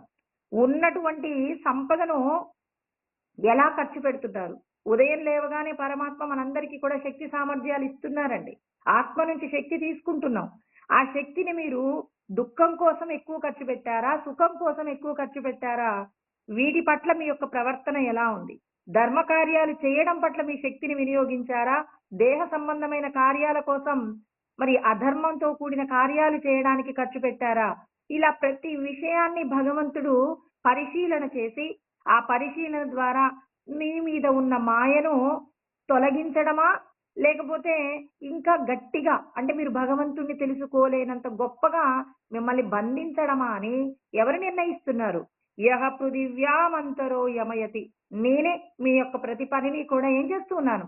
గమనిస్తూ మీరు ఆనందం పొందాలా, దుఃఖాన్ని పొందాలా, లేకపోతే నన్ను పొందడానికి మీరు ప్రయత్నం చేస్తే నన్ను పొందడానికి కావలసినటువంటి ద్వారపాలకుల్ని పక్కకు జరిపి మిమ్మల్ని లోపలికి ఆహ్వానించాలా అని ప్రతి క్షణము మీ అందరిలో నేనేం చేస్తున్నాను? మీ అందరినీ నడిపిస్తున్నాను. అంటే భగవంతుడు నిరంతరం శ్రమిస్తూనే ఉన్నారండి. మనం కాసేపు పనిచేసి అమ్మో చాలా అలసిపోయాము, ఇంకా 2 గంటలు రెస్ట్ తీసుకోవాలంటున్నాం కదా. మరి పరమాత్మ ఎక్కడైనా రెస్ట్ తీసుకుంటున్నారా? అనుక్షణం ప్రతి నిత్యము 24 గంటలు సూర్యుడు ఎప్పుడు ఉంటాడండి. మరి మనకు రాత్రి పగలు ఎందుకు వస్తున్నాయి? సూర్యుడి చుట్టూ భూమి తిరుగుతుంది కాబట్టి మరి ఈ భూమి సూర్యుడికి ఎదురుగా వచ్చినప్పుడు ఒకవైపు పగలు రావడం జరుగుతుంది, ఒకవైపు రాత్రి రావడం జరుగుతుంది. ఇప్పుడు మనకు పగలుగా ఉన్నప్పుడు అమెరికాలో రాత్రి రావడం జరుగుతుంది. అంటే భూమి యొక్క కదలికల వల్లనే మనకి మరి పగలు రాత్రి రావడం జరుగుతున్నట్టుగానే మరి భగవంతుడు ఏం చేస్తున్నాడు? మనకి రాత్రి సమయంలో సుషుప్తిలోకి వెళ్ళి నిద్రపోతున్నాం, పగటి యందు జాగ్రత్తావస్థ యందు మనం మేల్కొని ఉంటున్నాం కదా. మరి భగవంతుడు మాత్రం 24 గంటలు జాగ్రత్త స్వప్న సుషుప్తి మరి అన్ని దశల యందు కూడా పరమాత్మ మేల్కొని ఉండి దేహ సంబంధమైన కార్యాలను నిర్వర్తించడంలో ఒక్క క్షణం కూడా విశ్రాంతి తీసుకోవడం లేదు. అంటే మనం ఈ దేహాన్ని పొందినందుకు ఈ దేహంతో నువ్వు ఏ విధమైన కర్మ చెయ్యాలి అనే దాని పట్ల నువ్వు నిరంతరం శ్రమిస్తూనే ఉండాలి. నువ్వు రాత్రి నిద్రపోయేటువంటి సమయంలో కూడా భగవంతుడి యొక్క స్మరణ మనకు ఉండాలి. ఇప్పుడు నీకేదైనా ఒక స్వప్నంలో నీకేదైనా కలొచ్చిందండి. ఆ కల యందు నిన్ను ఇబ్బంది పెడుతున్నారు. అప్పుడు నువ్వు పూజించేటటువంటి భగవంతుడి రక్షణ ఉంది అని నీ స్వప్నంలో గనక నువ్వు అనగలిగితే అంటే నువ్వు భగవంతుడికి ఎంతో దగ్గరగా ఉన్నావు. భగవంతుడి మీద పూర్ణ విశ్వాసం ఉంచావు. అలా కాకుండా మనకేదైనా కష్టం వచ్చినప్పుడు మా వాళ్ళొస్తారు, వాళ్ళు కాపాడతారని చెప్పి దేహ బంధాలకు సంబంధించిన వాళ్ళెవరో మనల్ని రక్షిస్తారని, లేకపోతే నాకున్న సంపద నన్ను రక్షిస్తుందని, ఇంకేదో రక్షిస్తుందనే స్వప్నం వచ్చిందనుకోండి. అలా వచ్చినప్పుడు నువ్వు భగవంతుడి యొక్క జ్ఞానాన్ని ఇంకా సాధన చెయ్యవలసి ఉంటుందని ఎవరికి వాళ్ళు విచారణ చేసుకోవడానికి శాస్త్రంలో చెప్పబడిన విషయాలను మనం తెలుసుకుంటూ ఉండాలన్నమాట. అందుకే సద్గురువులు ఏం చేస్తారంటే మీకు ఎలాంటి స్వప్నాలు వస్తున్నాయని అడుగుతారు. మనకొచ్చేటటువంటి స్వప్నాలను బట్టి నీ యొక్క సాధన ఏ రీతిలో ఉందో గమనిస్తారనమాట. ఒకసారి ఒక గురువు గారండి ఒక పిల్లవాడు చాలా చక్కగా విద్య నేర్చుకుంటాడనమాట. విద్య నేర్చుకుంటుంటే ఆ పిల్లవాడికి ప్రతిరోజు కూడా గురుపత్ని భోజనం పెడుతుంది. గురుపత్ని భోజనం పెడితే ఈ పిల్లవాడు తింటూ కూడా గురువు గారు చెప్పే జ్ఞానాన్ని వింటూ ఉంటాడనమాట. అలా వింటూ ఉంటాడు. రోజు కూడా అలా రోజు గురుపత్ని భోజనం పెడుతుంది, తింటూ ఉంటాడు. ఇలా కొద్ది రోజుల తర్వాత అంటే చాలా రోజులు ఒక 2-3 సంవత్సరాలు విద్యాభ్యాసం అయిన తర్వాత ఒకరోజు గురుపత్ని భోజనం పెట్టేటప్పుడు గురువు గారు ఎప్పట్లాగే జ్ఞానాన్ని బోధిస్తున్నారండి. అలా జ్ఞానాన్ని బోధిస్తూ ఉన్నప్పుడు ఇప్పుడు ఈ పిల్లవాడి తినే భోజనం వైపు ఒకసారి దృష్టి పెట్టాడు. అంటే తాను చదివేటటువంటి రోజు గురువు గారు జ్ఞానం చెప్తుంటారు. గురువు గారు చెప్పే జ్ఞానం గురించిన ఆలోచన తప్ప ఏం తింటున్నాననేటటువంటి స్మృతి తనకు ఉండేది కాదండి. ఇప్పుడు గురుపత్ని ఏం చేస్తుంది అంటే ఆ పిల్లవాడికి భోజనం పెట్టి అందులో అన్నం కూర వడ్డించి అందులో అక్కడ ఒక నెయ్యి పాత్ర, ఆముదం పాత్ర 2 పక్క పక్కనే ఉన్నాయి.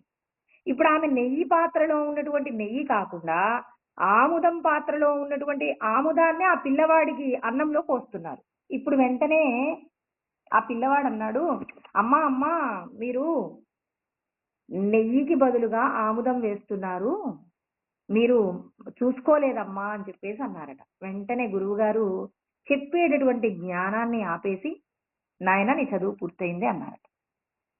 అదేంటి స్వామి నేనేం తప్పు చేశాను, నన్ను మన్నించండి, నేను ఏదైనా తప్పు చేసుంటే మీరు నన్ను క్షమించాలి, కానీ మీరు నాకు ఎందుకు జ్ఞానాన్ని బోధించనంటున్నారంటే నాయన నీ యొక్క ఆలోచన నువ్వు చదువుకునేటటువంటి జ్ఞానం పట్ల ఉన్నది కాబట్టే నీకు రోజు ఈ గురుమాత ఏం చేస్తుంది, రోజు నీకు నువ్వు తినే అన్నంలో రోజు ఆముదమే వేసి పెట్టేది. ఏనాడు కూడా నీకు ఆముదం వేసి అన్నం పెట్టిందని కానీ ఆ అన్నంలో ఆముదం ఉందనేటటువంటి స్పృహ నీకు లేదు. ఈ రోజున నీకు దేహ సంబంధమైనటువంటి విషయాల పట్ల నీకు జ్ఞానము కలిగింది. అంటే విషయాలను అనుభవించాలనేటటువంటి వాటి పట్ల నీకు ఆకర్షణ పెరిగింది కాబట్టి ఇక నువ్వు వెళ్ళి నీవు గృహస్థుగా నువ్వు జీవించవచ్చు అని చెప్పేసి గురువు గారు పంపించారట.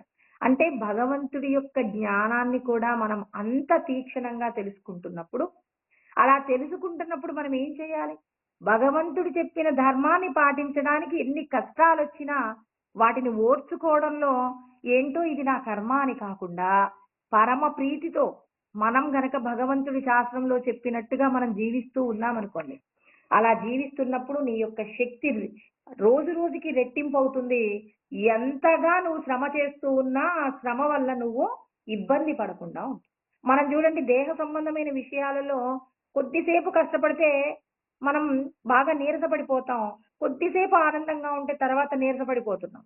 కానీ భగవంతుడు అప్పచెప్పినటువంటి జ్ఞానంతో కూడిన కర్మ చేస్తున్నాం అంటే పరులకు ఉపకారం చేసే నిమిత్తంగా భగవంతుడి మీద ఉన్న ప్రేమతో కర్మ చేస్తున్నాం అనుకోండి, ఆ కర్మ మనల్ని ఏం చేస్తుందంటే అనుక్షణం నిన్ను ఉత్సాహంగానే ఉంచుతుంది తప్ప నీకు నీరసం అనేది నీ శరీరంలోకి ప్రవేశించదు.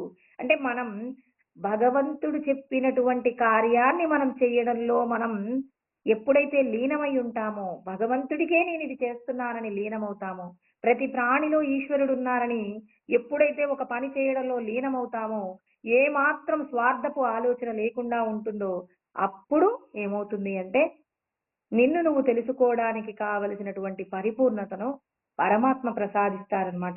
అందుకే ఆయన చెప్తున్నాడు, నీకు ఎందుకు నీరసం కలుగుతుంది అంటే నీ దేహానికి సంబంధించినటువంటి ధనము, సంపదలు, తర్వాత ఇంకా ఏవైతే నీ సేవకులు, తర్వాత నీ యొక్క మిత్రులు, నీకున్నటువంటి కీర్తి ప్రతిష్టలు, వీటిని కాపాడుకునేటటువంటి ప్రయత్నం నువ్వు చేస్తూ ఉంటావో, అలా చేస్తూ ఉన్నప్పుడు ఏం జరుగుతుంది?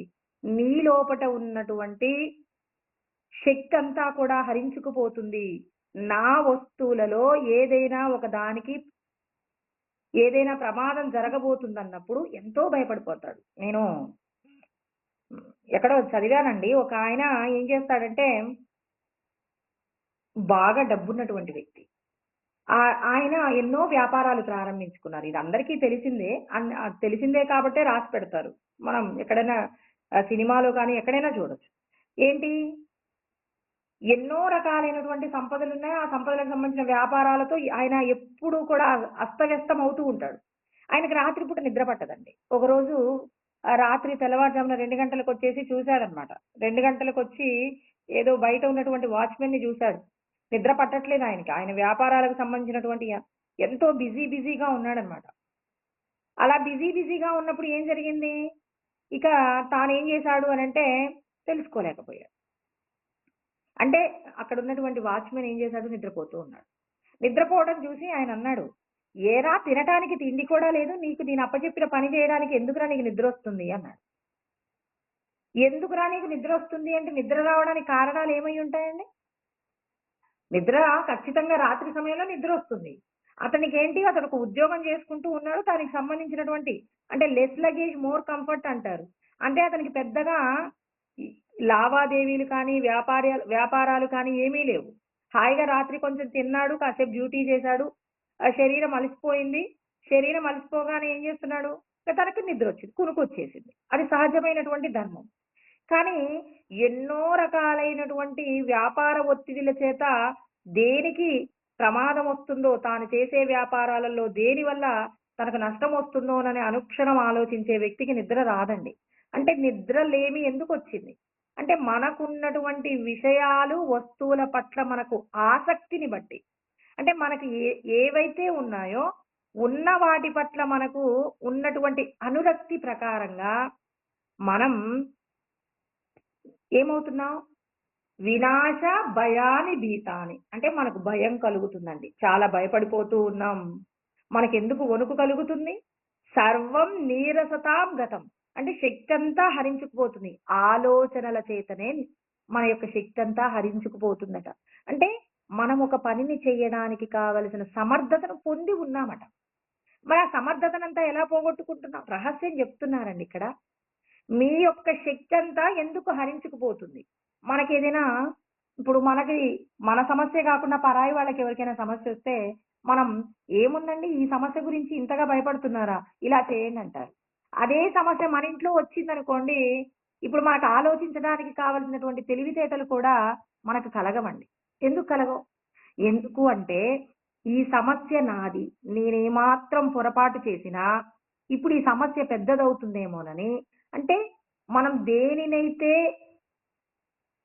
నాది అనుకుంటున్నామో, నాది అనుకునే దాని పట్ల మనకున్నటువంటి అనురక్తి, మన యొక్క మనస్సులో ఏదైతే శక్తి ఉందో, నిక్షిప్తమై ఉందో, ఆత్మశక్తి అంతా కూడా మనకొక సమస్య వచ్చింది అన్నప్పుడు, భయం కలిగినప్పుడు, ఆ శక్తి అంతా హరించుకుపోయినప్పుడు, శక్తి లేనప్పుడు నీకేమవుతుందంటే నీరసం వస్తుంది. దీనికోసం అని చెప్పేసి మనందరి లోపల షోడశ కళలు ఉంటాయండి. షోడశ కళలు ఉన్నప్పుడు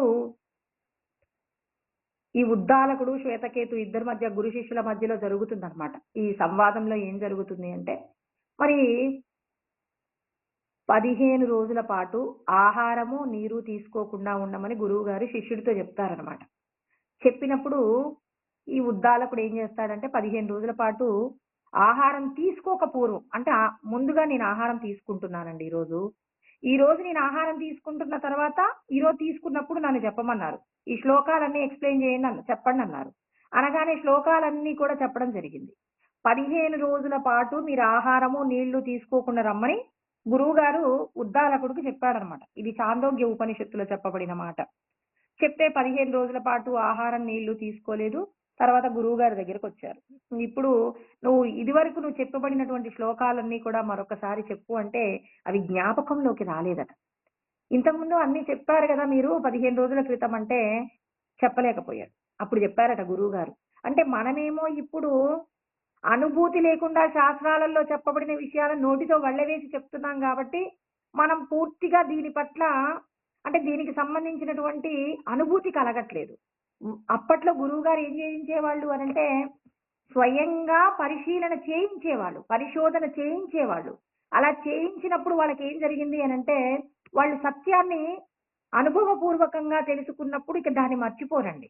ఇప్పుడు పిల్లలతో కూడా మనం విత్తనాలను భూమిలో వేసినప్పుడు మొలకెత్తుతాయి అని చెప్పేసి ఊరికే పాఠం చెప్పామనుకోండి, వాళ్ళు ఆ విషయాన్ని సరిగ్గా గుర్తుపెట్టుకోరని రేపు మీరు ఇంటి దగ్గర నుంచి వచ్చేటప్పుడు మీ ఇంట్లో ఏవైతే గింజలున్నాయో వాటిని పట్టుకురండి అని చెప్పి, అక్కడున్నటువంటి మట్టిలో వీళ్ళు తీసుకొచ్చినటువంటి గింజలను వాళ్ళే నీళ్లు వేసి తడిపి, ఆ గింజలు మొలకెత్తేలాగా ఆ గింజలను అందులో వేయించి, రోజు మీరు మర్చిపోకుండా నీళ్లు పోయండని చెప్పేసి ఆ పిల్లలకి ఒక పనప్పజెప్పారనుకోండి, ఆ పిల్లలకి అర్థమవుతుంది. ఎప్పటికీ మర్చిపోరు. మొక్కలన్నీ ఎలా పుడుతున్నాయి, గింజల వల్ల, విత్తనాల వల్ల పుడుతున్నాయి అని చెప్పేసి ఆ పిల్లలు ఎలా మర్చిపోరో, అదే విధంగా ఆ రోజులలో సద్గురువులు కూడా శిష్యుల చేత సాధన చేయించేవాళ్ళట.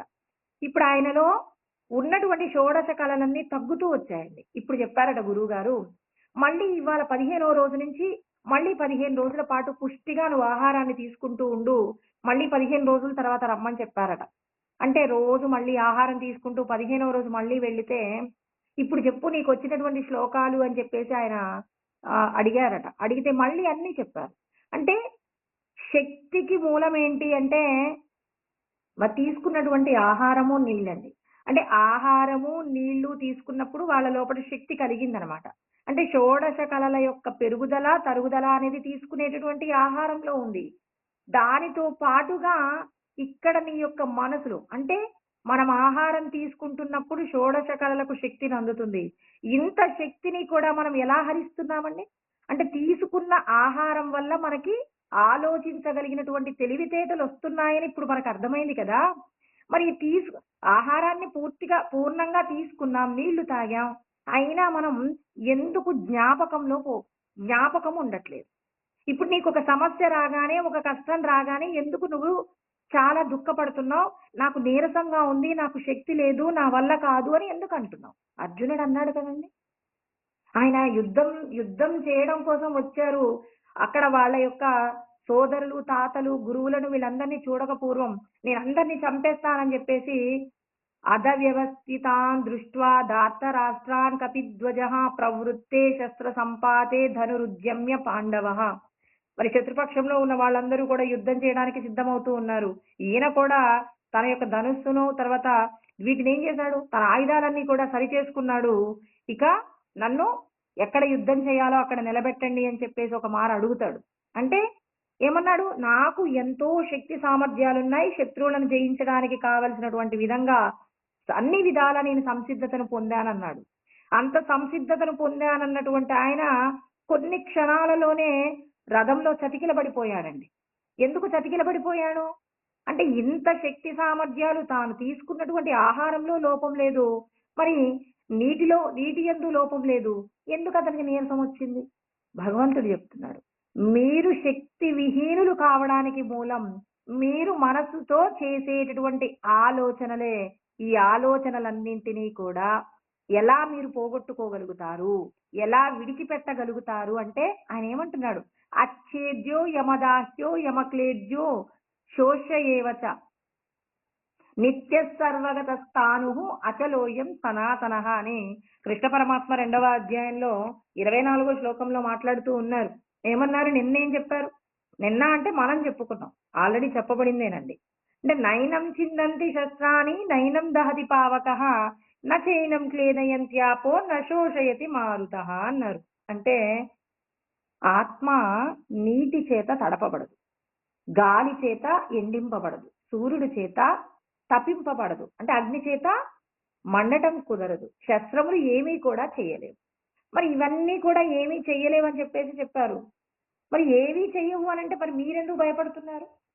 అంటే మనమందరము కూడా ఈ శరీరమే అనుకుంటున్నాం. శరీరంలో ఉన్న ఆత్మశక్తితో మనం జీవించట్లేదు కాబట్టి, ఆత్మ యొక్క శక్తి తెలుసుకున్నప్పుడు నాకు ఏమీ కాదు అనేటటువంటి నాకు ఏమీ కాదు అనుకున్నప్పుడు ఏం జరుగుతుందండి? నాకు ఏమీ కాదు అనుకున్నప్పుడు మరి మన లోపట ఉన్నటువంటి శక్తంతా కూడా దేహ సంబంధమైనటువంటి కర్మలను చేయడానికి ఏ మాత్రం ఇబ్బంది ఉండదండి. అంటే మనకున్న శక్తినంతా మనం పరమాత్మను తెలుసుకోవడానికే వినియోగించినప్పుడు, మనం ఈ దేహ సంబంధమైన కార్యాలన్నీ కూడా అత్యుత్సాహంగా చేయగలమట. సుఖమొచ్చినా, దుఃఖమొచ్చినా. మనం దుఃఖమొస్తే చాలా కృంగిపోతాం కదండీ!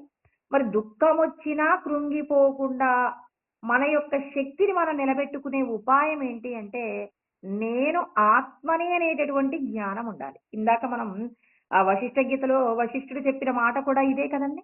ఆయన ఏమంటున్నారు? మీరు ప్రతిరోజు కూడా ఈశ్వరుడి యొక్క శక్తిని పొందుతున్నారు. అంటే మీకు పరమాత్మ మీ లోపట ఉన్నారని విషయం తెలియకపోయినప్పటికీ మీరు శక్తిని పొందుతున్నారండి. మరి మీరు పొందిన శక్తినంతా కూడా ఎందుకు మొత్తము కూడా ఈ శక్తిహీనతగా మార్చుకుంటున్నారు? అంటే మీరు ఎందుకు నీరసంగా మారిపోతున్నారు? అంటే దేహ సంబంధమైన విషయాలలో వచ్చేటటువంటి సుఖమునందు పొంగిపోతూ, దుఃఖమునందు కృంగిపోవడం వల్ల ఒక రోజంతా సంతోషంగా, హుషారుగా గడపడానికి ఉన్న సమయాన్నంతా కొద్ది సమయంలోనే ఖర్చు పెడుతున్నాం. ఒక రోజు మొత్తంలో మనకు ఏదో కొన్ని క్షణాలు సంతోషం కలుగుతాయండి. ఆ సంతోషం కలగగానే అందుకే అంటారు పెద్దలు, బాగా నవ్వుతున్నారనుకోండి, నవ్వుతూ ఉన్నప్పుడు ఏమంటారు? ఇవాళ మీరు నవ్వుతున్నారంటే ఏదో ఒక కష్టం వస్తుందంట. నిజంగా కష్టమేమీ రాదులే కానీ ఏం తెలుసుకోవాలి? అతిగా మనం అతి సర్వత్రా వర్జయేత్ అనే మాట చెప్తారక్కడ. మేము ఏదైనా ఒక నలుగురు కలిసి ఒక చోట ఉన్నారనుకోండి, వాళ్ళు ఏదో 4 మాటలు మాట్లాడినప్పుడు బాగా సంతోషపడతారు. బాగా నవ్వుతున్నామనుకోండి, ఎందుకలా నవ్వుతున్నారు? ఈ నవ్విన వెంటనే ఏదో ఒక ప్రమాదం జరుగుతుందనే హెచ్చరిక చేస్తారు. హెచ్చరిక అంటే ఏంటంటే, శాస్త్రం ఏం చెప్పుద్దంటే, మీకున్న శక్తినంతా అనవసరమైన విషయాల కోసం అంటే ఎక్కువగా మనం ఆనందపడుతూ ఉన్నప్పుడు, అంటే ఆనందించొద్దు అని చెప్పట్లేదండి. మన యొక్క స్వరూపమే ఆనంద స్వరూపం. నశించిపోయేటటువంటి విషయాల కోసం మీరు పొందే ఆనందము మీ శక్తిని హరిస్తుందనే మాట గుర్తుపెట్టుకోవాలి. నేను ఆత్మని అనేటటువంటి భావన మీకు గుర్తుండి, ప్రతి విషయంలో, ప్రతి ఒక్క కర్మయందు భగవంతుడి యొక్క శక్తిని చూస్తూ మీరు తృప్తిని పొందండి, ఆనందాన్ని పొందండి. అప్పుడు మీకు శక్తి పెరుగుతుందండి. ఇప్పుడు మనం ఒక పని చేస్తే ఉత్సాహం కలిగే పనిని చెయ్యాలి కానీ, నీరసం కలిగే పనిని చేశామనుకోండి, అప్పుడు మనం వృద్ధిలోకి రాలేమండి. అందుకే మనం ఎప్పుడు ఏం చేస్తాం? నాకు సంతోషం కలిగించే పనులు ఏముంటాయి అని చెప్పేసి ఇష్టమైనటువంటి వాళ్ళతో కలిసి ఉండటం, ఇష్టమైనటువంటి వస్తువులతో జీవించే ప్రయత్నం చేస్తాం. భగవంతుడంటారు, దేహ సంబంధమైన విషయాల పట్ల ఉన్న మీ యొక్క తాదాత్మ్యమే మీ యొక్క శక్తిని హరిస్తుంది. దేహ సంబంధమైన విషయాలను ఆత్మ సంబంధమైన విషయంగా మరల్చండి, మీ యొక్క శక్తి రెట్టింపు అవుతుంది. చూడండి, అంటే మనం ఏం చేస్తున్నాం? మన కుటుంబంతోనే మనం కలిసి ఉంటున్నాం. ఇప్పుడు నేనున్నానండి. నా కొడుకు అన్నప్పుడు ఈశ్వరుడే నా కొడుకుగా ఉన్నారు. ఈశ్వరుడే భర్తగా ఉన్నారు. ఈశ్వరుడే ఈ వస్తువుగా ఉన్నారు.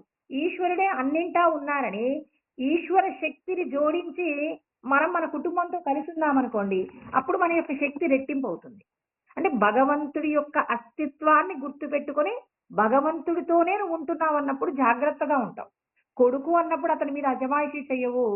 మరి ఈ భర్త అన్నప్పుడు చాలా జాగ్రత్తగా భయంతో ఉండాల్సిన అవసరం కూడా లేదు. ఎందుకు లేదు అంటే, మనం జాగ్రత్తగా ఏ తప్పు చేయకుండా భగవంతుడితో అంటే భయము, భక్తి కలిసి ఉంటాయి కదండీ! ఇప్పుడు ఈ పూజ గదిలో పూజ చేసేటప్పుడు మనం ఇష్టం వచ్చినట్టుగా పూజ చేస్తామా? ఆ పూజ చేసిన 10 నిమిషాలైనా జాగ్రత్తగా పూజ చేస్తాం. ఎందుకు చేస్తాం? ఏ చిన్న ఇబ్బంది రాకూడదని. ఇప్పుడు ప్రతి ఒక్కరిలో భగవంతుడిని చూస్తున్నప్పుడు మన యొక్క మాట తీరు కానీ, మనం చేసే పని తీరు కానీ, మనం ప్రతి విషయంలో ఎలా ఉంటామండి? జాగ్రత్తగా ఉంటాం. ఎందుకు జాగ్రత్తగా ఉన్నావు? భగవంతుడు. భగవంతుడికి కోపం వస్తుందేమో. ఇక్కడ భర్తకి కోపం, పిల్లవాడిని భయపెట్టడం ఇలా కాదండి. భగవంతుడితోనే ఉంటున్నాం. పిల్లవాడన్నప్పుడు వాడు తప్పు చేస్తే వాడిని ఏం చేస్తాం? వాడిని సరిదిద్దే ప్రయత్నంలో కోప్పడతాం. అంటే ఇక్కడ భగవంతుడు ఏం చేశారు? దండో దమయతామస్మి అన్నారు. పరమాత్మ చెప్పారండి. దండించు వారిలో దండమును నేను అన్నారు. తప్పు చేస్తే దండించే అధికారం నీకుంది. ఆ దండమునందు నేనున్నానన్నాడు. అంటే ప్రతి వస్తువు, ప్రతి వ్యవహారమునందు ఈశ్వరుడు ఉన్నారని గుర్తించి నువ్వు చేసేటటువంటి కర్మ యందు ఈశ్వర శక్తి నీకు లభిస్తుంది. నువ్వు ఎంత శ్రమ పడినా నీ యొక్క శక్తి హరించకుండా ఉంటుంది. ఇప్పుడు మన ఇంటికి 10 మంది మా ఇంటికి ఎవరైనా 10 మంది భోజనానికి వచ్చారనుకోండి. ఈశ్వర స్వరూపాలే 10 మంది మా ఇంటికి భోజనానికి వస్తున్నారన్నప్పుడు, ఈశ్వరుడికి భోజనం పెట్టాలనుకొని నేను చేస్తున్నటువంటి ఆహ్, అంత శ్రమ కూడా నాకది శక్తి తరిగిపోవడం అనేది జరగదు. అందుకే శంకరాచార్యుల వారు అంటారండి. తద్యుక్తమఖిలం వస్తు వ్యవహారస్తదన్వితః తస్మాత్ సర్వగతం బ్రహ్మ క్షీరే సత్పిరివ అఖిలే. అంటే ఇక్కడ పరమాత్మ చెప్తారు. శంకరాచార్యుల వారు చెప్పారంటే పరమాత్మ చెప్పారు కదండీ! మరి ఆయనకున్నంత మేధస్సు ఈ భూమి మీద పుట్టిన వాళ్ళలో ఎవరికీ లేదు అని చెప్తారు. మరి ఆయన 3 సంవత్సరాలకే వేదాధ్యయనం అంతా పూర్తి చేశారు. సాక్షాత్తు ఈశ్వర స్వరూపమే భగవంతుడి యొక్క జ్ఞానాన్ని, నువ్వు భగవంతుడికి దూరంగా లేవు. నువ్వు సాక్షాత్తు ఈశ్వర స్వరూపమే. ద్వయముగా ఏదీ లేదు. ఉన్నది కూడా ఏంటి అంటే ద్వంద్వములు లేవు. అద్వైతము అంటే ద్వయముగా లేదు. ఉన్నది ఒక్కటే, ఏకమేవా అద్వితీయం అనే సత్యం చెప్పారు. అందుకే ఆయన చెప్పాడనమాట. ఆత్మబోధలో చెప్తారు. తద్యుక్తమఖిలం. అఖిలం అంటే సృష్టి అంతా కూడా.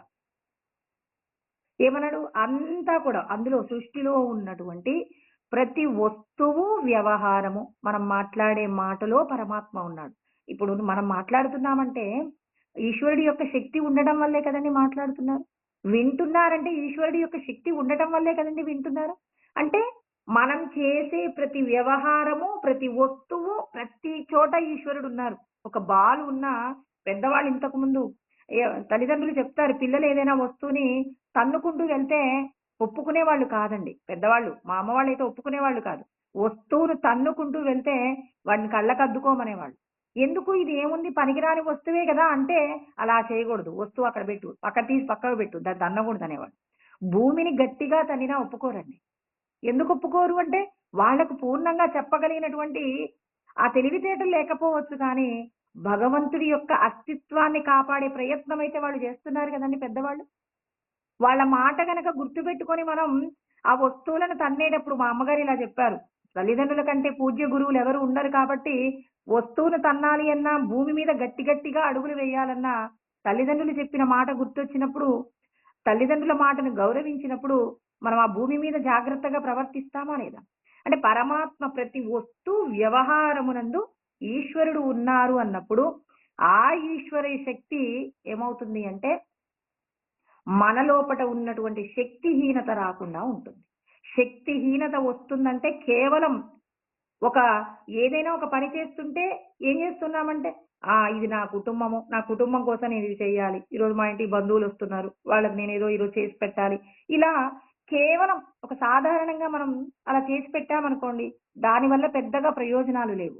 భగవత్ అంతటా భగవంతుడిని చూడటం వచ్చిన వారికి ప్రతి ఒక్కరిలో భగవంతుడిని చూస్తున్నప్పుడు చేసే ప్రతి పని ఈశ్వర స్వరూపంగా మారినప్పుడు నీవు భగవంతుడికి చాలా దగ్గరగా ఉన్నావనటానికి గుర్తు.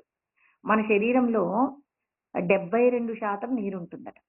ఆ ఉన్నటువంటి నీటినండి మనము ఏం చేస్తామంటే ఒక మనం ఇప్పుడు ఏం చేస్తున్నాం, ఇప్పుడైతే బాటిలు.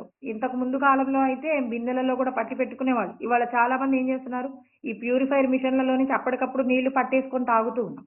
అలా పట్టేసుకొని తాగుతూ ఉండడం వల్ల ఏం జరుగుతుందంటే, ఇలా పట్టుకున్నాం, ఇలా తాగేసామనుకోండి, మీరు తాగినటువంటి నీరు ఏమవుతుంది అంటే 60% కలుషితం అయిపోతుంది. అదే అలా అంటారేంటి?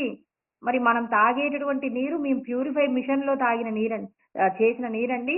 ఆ నీటి వల్ల శరీరానికి ఏ ప్రమాదం లేదంటే, పెద్దలేమంటున్నారంటే, మీరు తాగేటటువంటి నీటిలో ఈశ్వరుడి యొక్క శక్తి ఉంది అని ఒక్క క్షణం ఆ బాటిలో, ఆ గ్లాసో అలా పట్టుకొని మీరేం చేయాలి? భగవంతుడిని గనక స్మరణ చేసి, ఈ నీటి యందు మీరే ఉన్నారని, ఆ నీటిలో ఉన్న శక్తియే ఈ శరీరానికి స్వాంతన కలిగిస్తుందని ఆ నీళ్ళని కనుక మనం తాగామనుకోండి. అలా తాగినప్పుడు ఏమవుతుంది అంటే, ఆ నీరు నీ శరీరంలోకి వెళ్లి శక్తివంతంగా మారుతుంది. అంటే మన శరీరానికి శక్తి అందుతుంది. ఎలా అందుతుంది అంటే భగవంతుడి యొక్క స్మరణ చేతనే శక్తి అందుతుంది. కేవలం నీళ్ళని నీళ్ళగా తాగారు. పదార్థాన్ని పదార్థంగా తినటం కాదు. పదార్థము యందు భగవంతుడి యొక్క శక్తిని నిక్షేపించండి. అంటే మీ యొక్క స్మరణ మీ యొక్క గుర్తింపు ద్వారానే భగవంతుడు నీళ్ళ యందు ఉన్నారని ఒక్కసారి మనస్ఫూర్తిగా మీకొచ్చిన భగవంతుడి యొక్క నామాన్ని ఒక్కసారి పలికి, ఆ భగవంతుడే ఈ నీటి యందు ఉన్నారని, రాముడు అని నాకు ఇష్టమైన దేవుడు అనుకోండి. రామా రామా అనుకుంటూ కళ్ళు మూసుకొని ఒక్కసారి ఆ నీటిని స్మరణ చేసి నీళ్లు తాగండి. ఆ నీళ్ళు ఏమవుతాయి? లోపలికి వెళ్ళిన తర్వాత భగవన్మయం అయిపోతాయట. పెద్దలు ఆచరించి చెప్పినటువంటి జ్ఞానాన్ని మనం తెలుసుకొని ఎవరైతే నమ్ముతారో, నమ్మి ఆచరిస్తారో, ఆచరించిన వారికి దొరికేది పరమాత్మ సౌధము. ఎక్కడుంది? నీ లోపట ఉన్న పరబ్రహ్మమే. ఆ పరబ్రహ్మమును నువ్వు వెతికి పట్టుకోవాలి. తదన్వేష్టవ్యం విజిజ్ఞాసితవ్యం అని చెప్పి మొదట్లో చెప్పిన శ్లోకం అండి. ఆయన్ని వెతికి పట్టుకోవాలంటే నువ్వు ఏంటి?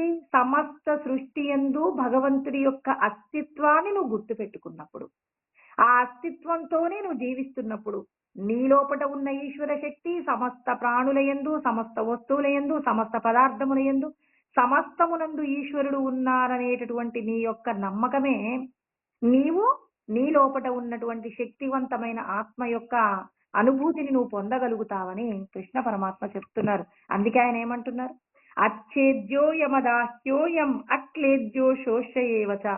అంటే శస్త్రముల చేత ఛేదింపబడదు, గాలి చేత ఎండింపబడదు, నీటి చేత తడపబడదు, అగ్ని చేత కాల్చబడదు. ఇది ఎప్పుడు ఉంటుంది, నిత్యము ఉంటుంది. నిత్య అంటే ఎల్లం కాల, ఈ మూడు కాలాలండి. అంటే త్రికాలముల యందు భూత భవిష్యత్ వర్తమాన కాలముల యందు కూడా ఎప్పుడూ ఉంటుంది. ఈ కాలంలో ఉండదు అనేది ఏమీ లేదు.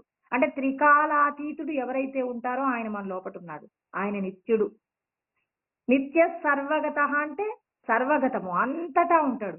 అంటే కాలమునకు దేశమునకు ఆవల ఉండేటటువంటి పరబ్రహ్మము నీ లోపట ఉందనే సత్యం గుర్తించు. నీ లోపట ఉన్నారనే సత్యాన్ని మనకి కృష్ణ పరమాత్మ మనందరిలో కూడా ఏం చేస్తున్నారు? బీజములు. అంటే బీజము యొక్క పటుత్వాన్ని బట్టే కదండి ఆ దాని యొక్క వృక్షం ఉంటుంది. బీజమును మీరు అంటే మీ హృదయమునందు ఈశ్వర స్వరూపం అనేటటువంటి బీజాన్ని మీరు ఎంత జాగ్రత్తగా మీరు వేయగలుగుతారో, ఆ బీజమే మీ యొక్క సాధన. అంటే తర్వాత కృష్ణ పరమాత్మ నువ్వు ఎలా కర్మ చెయ్యాలో, ఆ కర్మకు సంబంధించినటువంటి ఆ లోపాలు వాటన్నింటి గురించి చెప్తారు. వాటన్నింటినీ కూడా మనం చెయ్యాలంటే నీ హృదయమునందు ఆత్మ అనేటటువంటి బీజమును నువ్వు ఆ ఎలా అయితే నువ్వు నీ నీ హృదయం లోపట పదిలపరచగలుగుతావో, అలా పదిలపరచగలిగినప్పుడే భగవంతుడు చెప్పిన సాధన చేయగలుగుతామండి. నేను ఆత్మని అనేటటువంటి స్థితి కనుక మన హృదయంలో ఉందనుకోండి, అలా ఉన్నప్పుడు దేహ సంబంధమైన సుఖ దుఃఖాలకు సంబంధించినటువంటి ఆలోచనలన్నింటినీ నెమ్మదిగా ఏం చేయవచ్చు? మనసు నుండి తొలగించడానికి కావలసినటువంటి స్థితిని మనం పొందాలి అంటే ఇక్కడ ఆయన చెప్తున్నారు. నిత్యుడు, ఎల్లకాలముల యందు ఉంటాడు, అంతటా ఉంటాడు, నిత్య సర్వగత స్థానుహు. అంటే స్థిర స్వరూపంగా ఉంటాడండి ఆయన. స్థిరంగా ఉంటాడు. అచలోయం, కదలనటువంటి సనాతనమైనటువంటి పరబ్రహ్మం. ఆ సనాతనమైనటువంటి పరబ్రహ్మమును గుర్తుపెట్టుకోండి. అందుకే సనాతన ధర్మాన్ని కాపాడండి అంటే అది ఏమనుకుంటున్నామంటే నీ లోపట ఉన్నటువంటి ఆత్మయే సనాతనమైన ధర్మము. ఇవాళ సనాతన ధర్మం గురించి కొంతమంది కొన్ని విధాలుగా మాట్లాడుతూ ఉన్నారండి. సనాతనమైన ధర్మం అంటే నువ్వు ఆత్మశక్తివే కానీ నువ్వు దేహము కాదు అనేటటువంటి సత్యం కృష్ణ పరమాత్మ భగవద్గీతలో కూడా చెప్పారు. సనాతనం అంటే ఆది లేనటువంటి స్వరూపం అండి. ఆది లేనటువంటిది ఏమిటి? నీ లోపట ఉన్న ఆత్మ. నీ లోపటే ఉందా? సృష్టి అంతా కూడా విస్తరించి ఉన్నారు. మరి సృష్టి అంతా వ్యాపించి ఉన్నటువంటి పరబ్రహ్మము యొక్క శక్తిని మీరు తెలుసుకోవడానికే మీ యొక్క శక్తి సామర్థ్యాలు వినియోగించాలి కానీ, కొద్ది రోజుల పాటు ఈ భూమి మీద విహరించే జీవనంలో వచ్చే సుఖదుఖాల కోసమని చెప్పి మీరు మీ యొక్క శక్తినంతా వినియోగించకండి. భగవంతుడు చెప్పినటువంటి సనాతనమైనటువంటి ధర్మం ఏదైతే ఉందో, సనాతనమైన ధర్మం అంటున్నామంటే ఆత్మ యొక్క శక్తిని మనం పొందడానికి, ఆత్మగా మనం జీవించడానికి భగవంతుడి శాస్త్రమునందు చెప్పబడిన ధర్మాలన్నీ ఎవరైతే తూచా తప్పక పాటిస్తారో అలా పాటించినటువంటి వారికి భగవంతుడు దొరుకుతాడు. అంటే పరమాత్మ మనకు దొరకాలి అంటే సనాతన ధర్మాన్ని కాపాడాలి. సనాతన ధర్మాన్ని కాపాడుతున్నారంటే పరుల యొక్క శ్రేయస్సే తప్ప తన యొక్క శ్రేయస్సు కోసం స్వార్థంతో అంటే దేహ సంబంధమైన విషయాలలో ఉన్నటువంటి ఆనందం కోసం ఎవరైతే ధర్మాన్ని పక్కకు పెడతారో అంటే ఇతరులకు అపకారం ఎవరైతే చేస్తారో అలా చేసిన ప్రతి ఒక్కరూ కూడా ఆత్మకు దూరం అవుతారు. సనాతన ధర్మానికి దూరం అవుతున్నారంటే మిమ్మల్ని మీరు తెలుసుకోగలిగినటువంటి శక్తి స్వరూపమైనటువంటి మనుష్య దేహాన్ని పొంది ఆ మనుష్య దేహం ఏమవుతుంది? నశించిపోయే విషయాల కోసం అని చెప్పేసి ఆ దేహం ఉపయోగించబడిందనుకోండి, అప్పుడు పరమాత్మను తెలుసుకోవడానికి కొన్ని కోట్ల జన్మలలో ఎదురు చూడవలసి వస్తుంది. అందుకే సనాతనమైనటువంటి ధర్మము మీ లోపట ఉన్న ఆత్మ యొక్క శక్తిని తెలుసుకునే ప్రయత్నం కోసమే మీరు చేసే కర్మలన్నీ పరులకు ఉపకారం జరిగేలాగా, నీ యొక్క శ్రేయస్సును పెంపొందించుకునేలాగా నువ్వు జీవించాలి. నీ యొక్క శ్రేయస్సు అంటే ఈ కుటుంబం గురించినటువంటి ఆలోచన కాదండి. భార్యా బిడ్డలకు సంబంధించిన ఆలోచన కాదు. నీ లోపట ఉన్న ఆత్మ యొక్క ఉద్ధరణ కోసం, పరుల యొక్క శ్రేయస్సు కోసం నువ్వు నిరంతరము కూడా శ్రమించినప్పుడు అది నీ లోపట ఉన్న శ్రేయస్సు. అంటే ఆత్మ ఉద్ధరణ జరగడమే నీ యొక్క శ్రేయస్సు.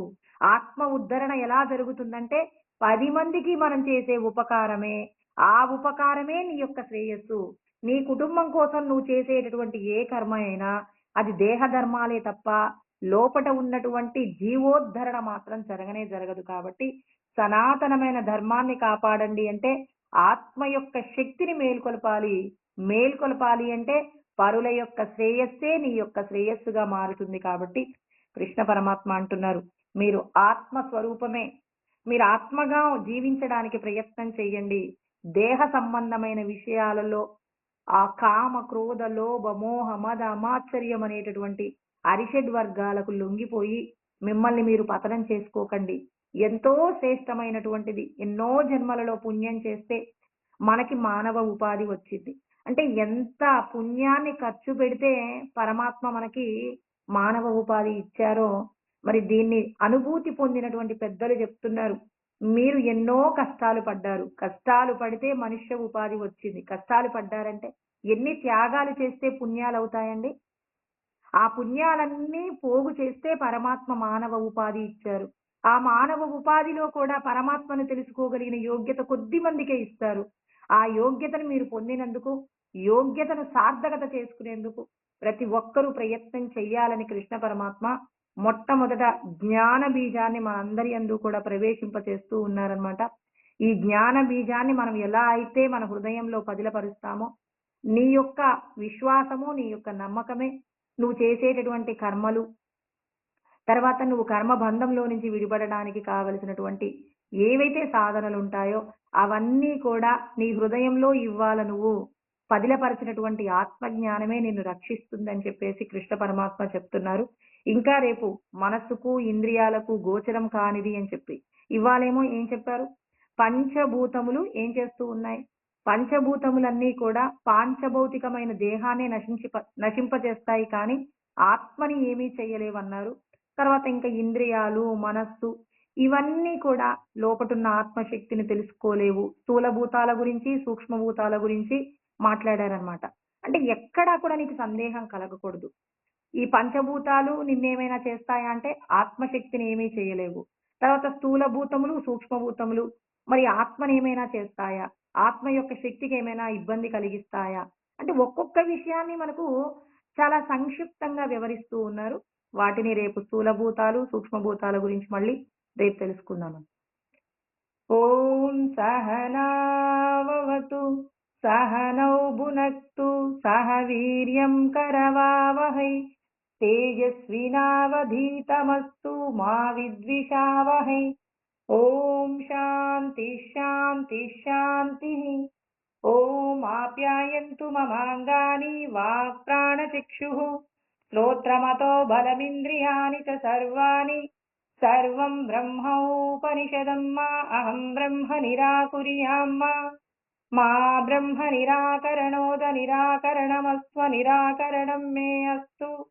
तदात्मनि निरतेया उपनिषत्सु धर्मास्ते मयि सन्तु ते मयि सन्तु। ओम शांति शांति शांति। स्वस्ति।